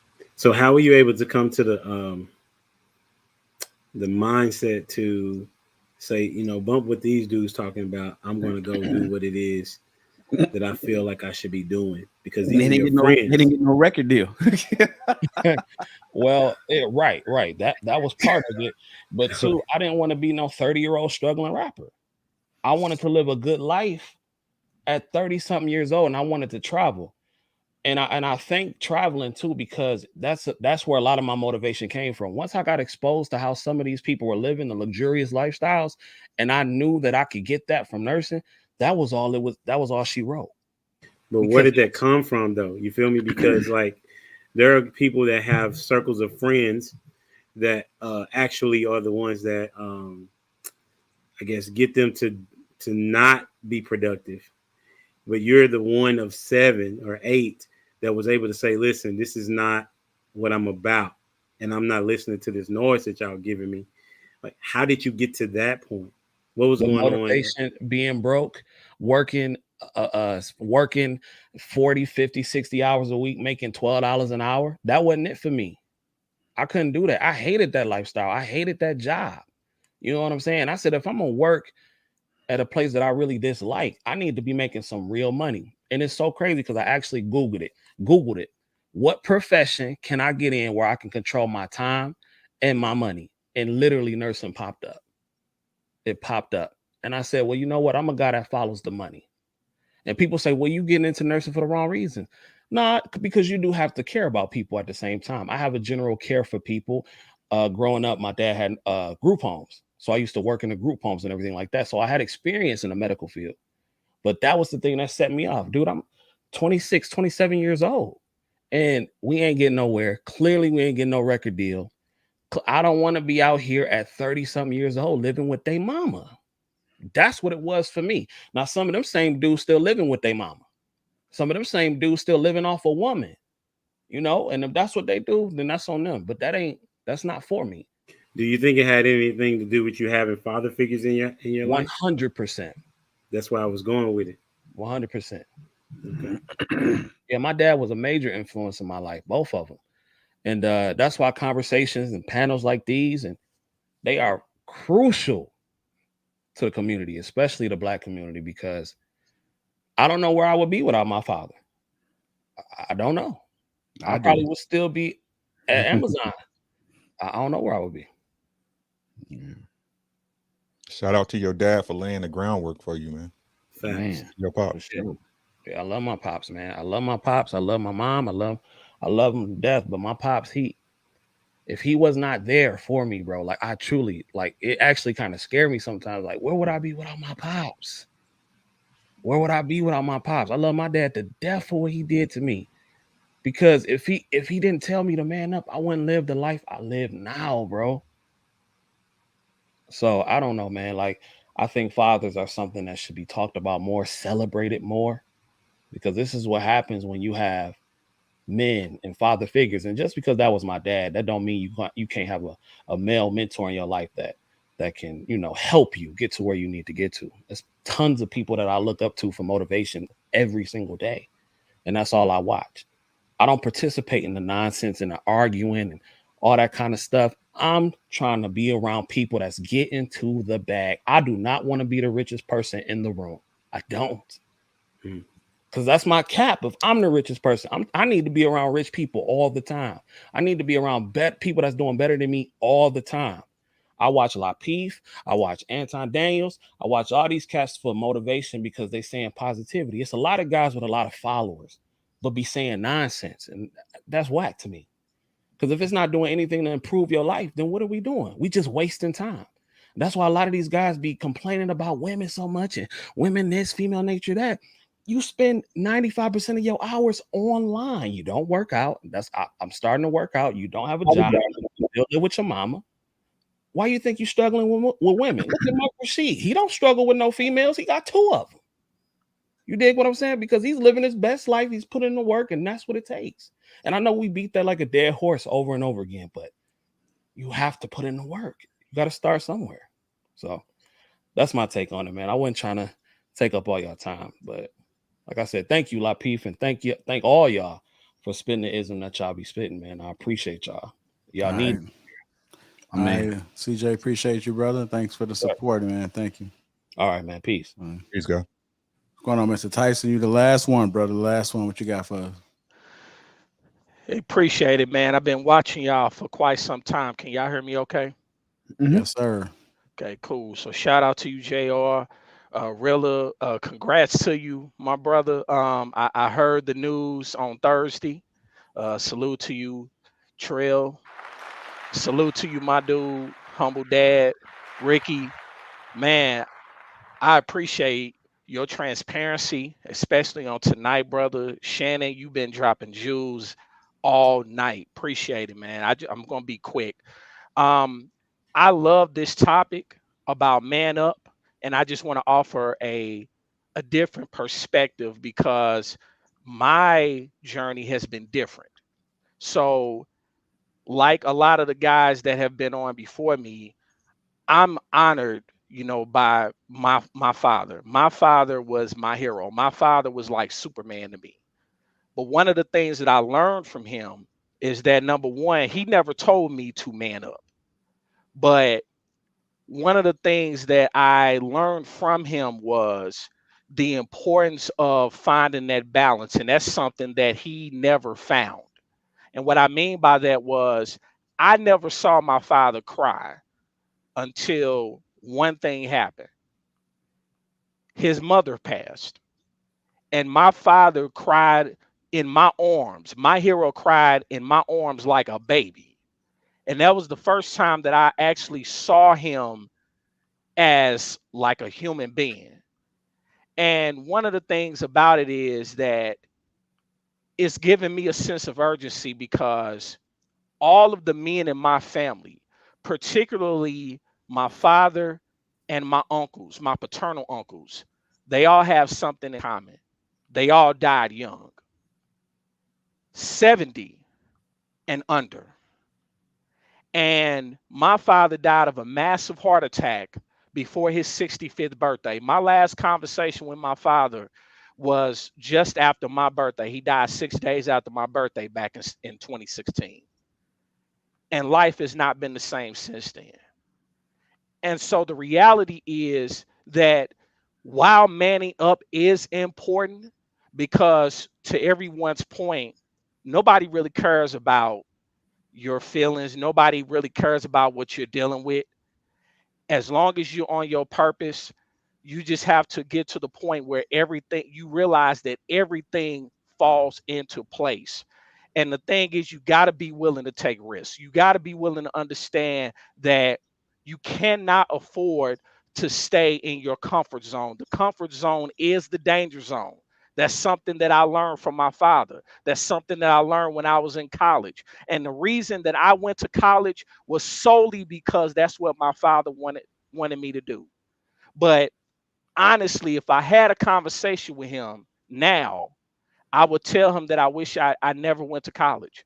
One of the reasons is because I'm still paying student loan debt. So when that bill comes in the mail every month, it's a reminder that I wish I wouldn't have made that move, but I'm grateful because of the reason that I did it. But if I had to do it all over again, no, I wouldn't have did it, because I'm still paying student loans, and I've been out of college since 2007, which is utterly ridiculous, but it is what it is. And so we got to be willing to take risks. And the last thing I just want to say is that for the guy that came on and he not really sure what he wants to do, I would just encourage him by telling him this, and with this quote: the graveyard is the richest place on earth, because it is here that you will find all the hopes and dreams that was never fulfilled, the books that were never written, the songs that were never sung, the inventions that were never shared, the cures that were never discovered, all because someone was too afraid to take the first step, keep with the problem, or determined to carry out their dream.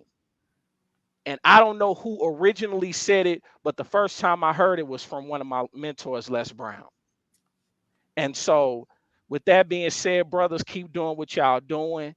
I am a huge supporter of the network. I think King Talk is necessary, and I'm just honored to be able to hop up and cam up tonight. My man. Salute to you, brother. Thank you, Peace. man. See you, God. And we all appreciate you, Mr. Tyson, and thank you for the support, man. Thanks for the encouragement. I'm pretty sure you've touched everybody on the panel with that, man. I know when we get off of here, with you being the last one, especially, we're gonna take that to heart, and we're gonna come back next Tuesday and come back even harder. Salute. All right. Condolences to your pops, man. Appreciate it, man. Yeah, same. Man, another great show, fellas. It's I look forward to this, man. It's different. You know, you leave with a different type of energy. I think I go to bed looking and trying to figure out, like, what more work can I do?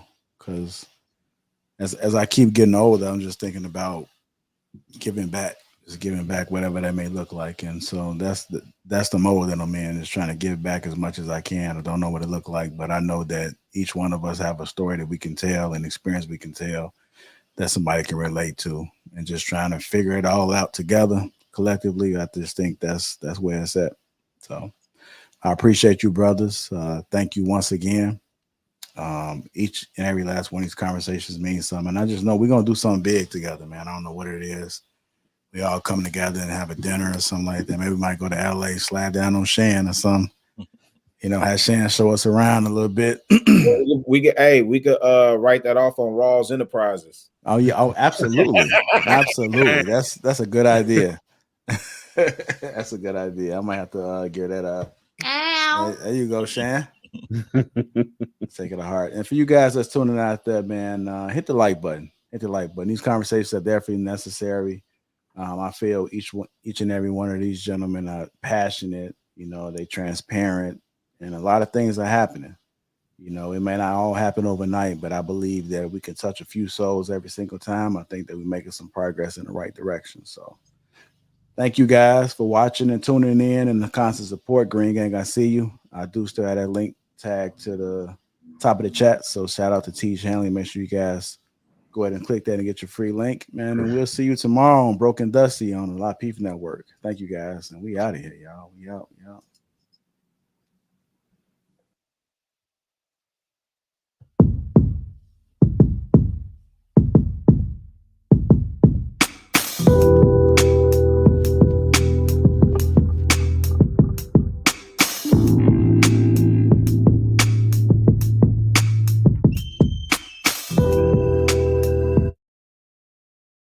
I wanted to play that one, man. I'm gonna play something else for y'all, man.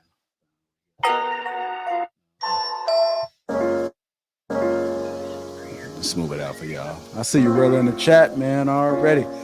Shout out to you, Island Girl Q. I see you working the chat, promoting that Facebook group. Shout out to you, baby girl. Love the work you're doing. Park, I seen you up in there. You see what else we got up in here? That's the usual. See the Green Gang, Just Jay, I see you. Vicious Dreadhead, thank you for your support. Man. What else we got? Cindy Rowe, I see you, Green Gang. Black Titan, shout out to you, brother. I see you, man. Thank you for your support. Part dedicated to my children's future. I see you. I see you, Green. Put something in the chat for y'all, man. I see y'all. I'm acknowledging y'all. I see y'all. I ain't forgot about y'all. Our first tour trip is going to be Houston, man, in the spring. It's going to be April. I'll let y'all know the date to be determined. So make sure y'all subscribe to the channel and following us on social media platforms to get information. Yeah.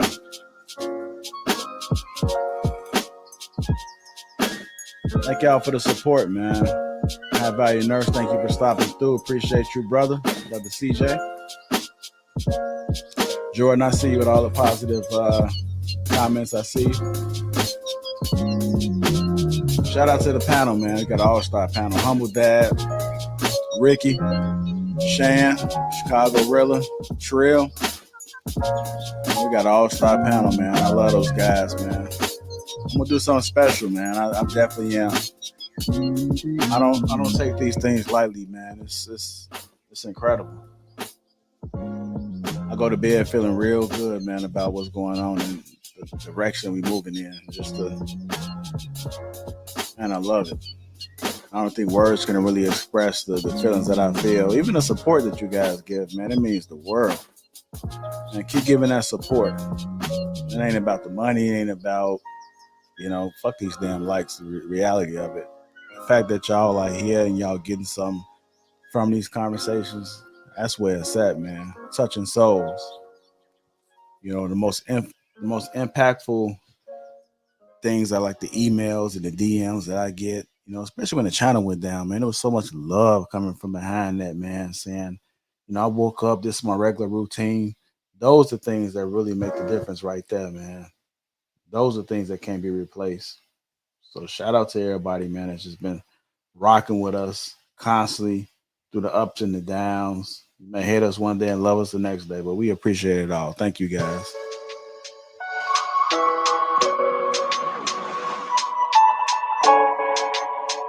Yeah, we like the likes, man, but man, it's the feedback, man. Feedback, the testimonies. I had somebody walk up to me and tell me, you don't know me, but your network changed my life. That's where it's at.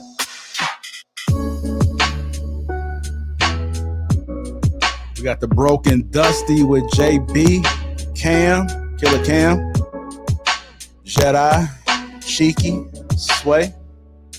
Make sure y'all tune in tomorrow for the Broken Dust. You never know what you're gonna get with them, man. That's the future right there.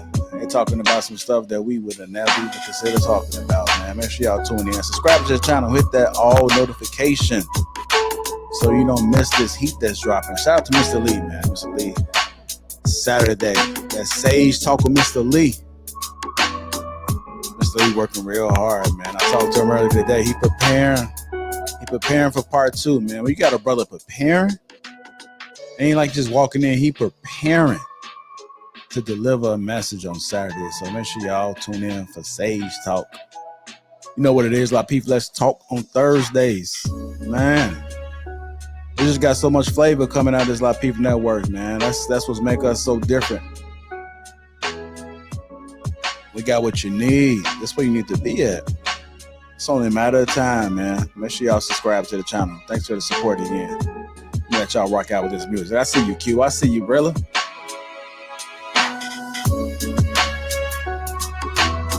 I see you, Black Titan. I see you.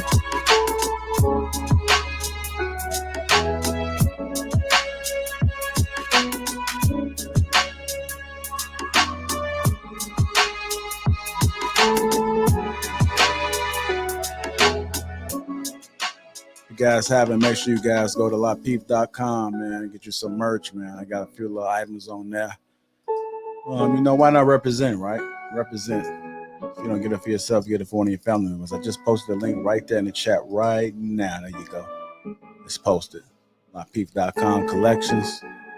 Go ahead and give somebody something, man. Give yourself something. Do something good for yourself. It's time to rock out, y'all, for a little bit. I love y'all, man. Thank you. Thank you.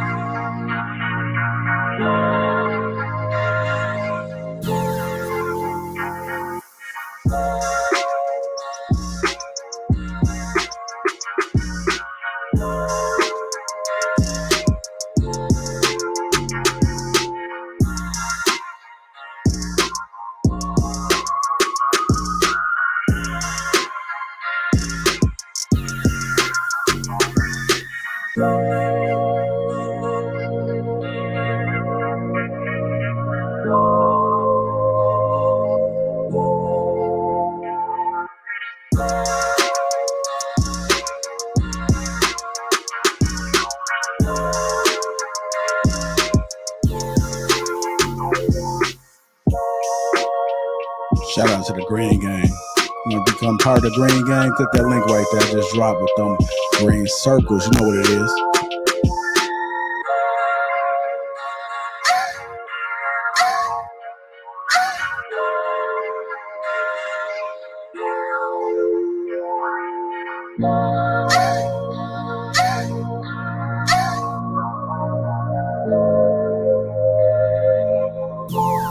Ain't nobody got time for that.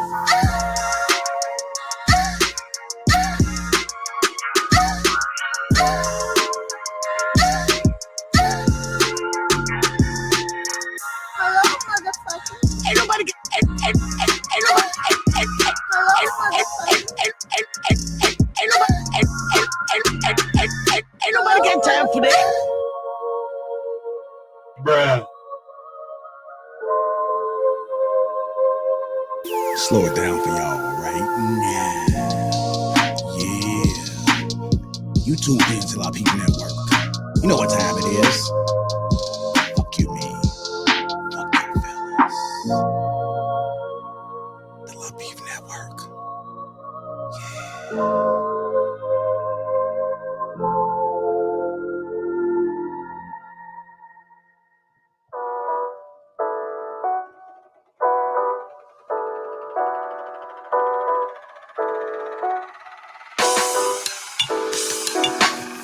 Yeah, you know what time it is, y'all. I don't know where you at. Vibe out right now.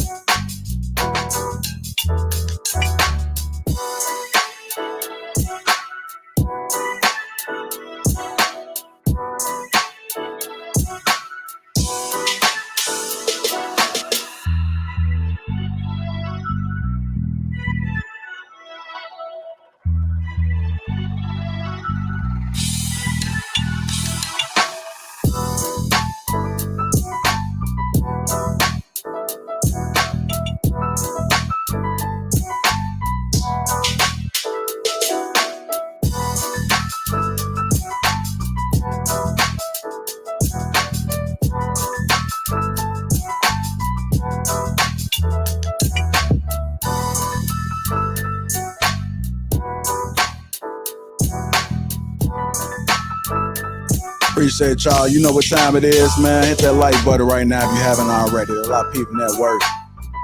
Never know what you're going to get with the Lapeef Network. What you talking about? Don't talk about the Lapeef Network. Again, the Lapeef Network.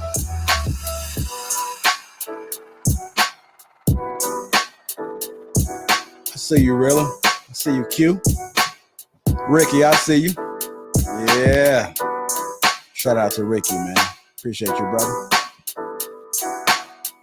Big Bad Bull. Constant support. Appreciate you, brother.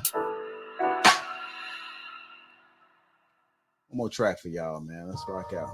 Let's rock out on this last track, man. Hit that like button if you haven't already, man. I love y'all. Shout out to the Green Gang. You know what time it is, man. Becoming that member. Our first stop, Houston. Houston is our first stop. Mark my words. It's going to happen, y'all. Live and in person, Houston. That's where we're going to be at. Shout out to Island Girl Q in Chicago, Rilla. Captain and Zach, I see you, baby. See you. Appreciate the love, brother. I see you green, too. That's what I'm talking about. Let's rock out, y'all. Last track. Get you some T.H. Hanley while you at it, man. Shout out to T.H. Hanley. Let's go. Let's go, baby.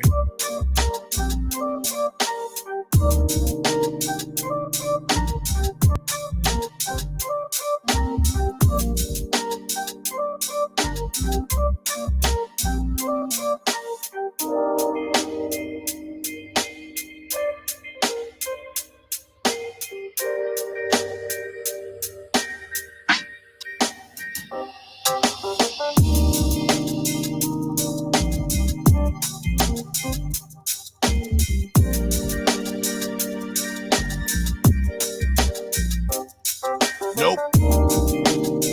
That's bullshit. That's bullshit.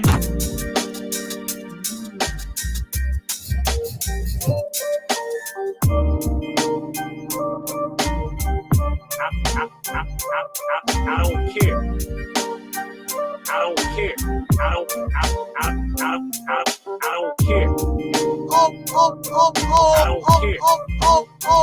care.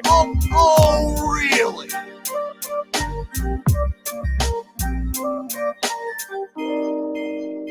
What? I don't care. What? What? I don't care. I don't care. All right, y'all. That's it, man. Y'all enjoy y'all evening. Appreciate y'all for tuning in to Lapeef Network. I almost said Lapeef Let's Talk, but appreciate y'all tuning in for King Talk.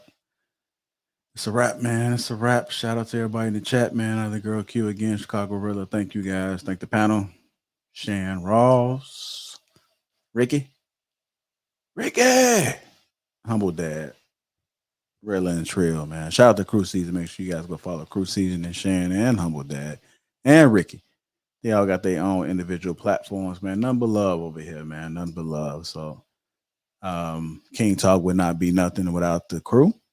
So I want to make sure that I acknowledge them each and every time that I can, because I appreciate them brothers, man. They all bring something that's special and unique. And I'm going to always continue to give. I'm always continue to give. I'm not looking for nothing in return. That's what it is, y'all. We out, man.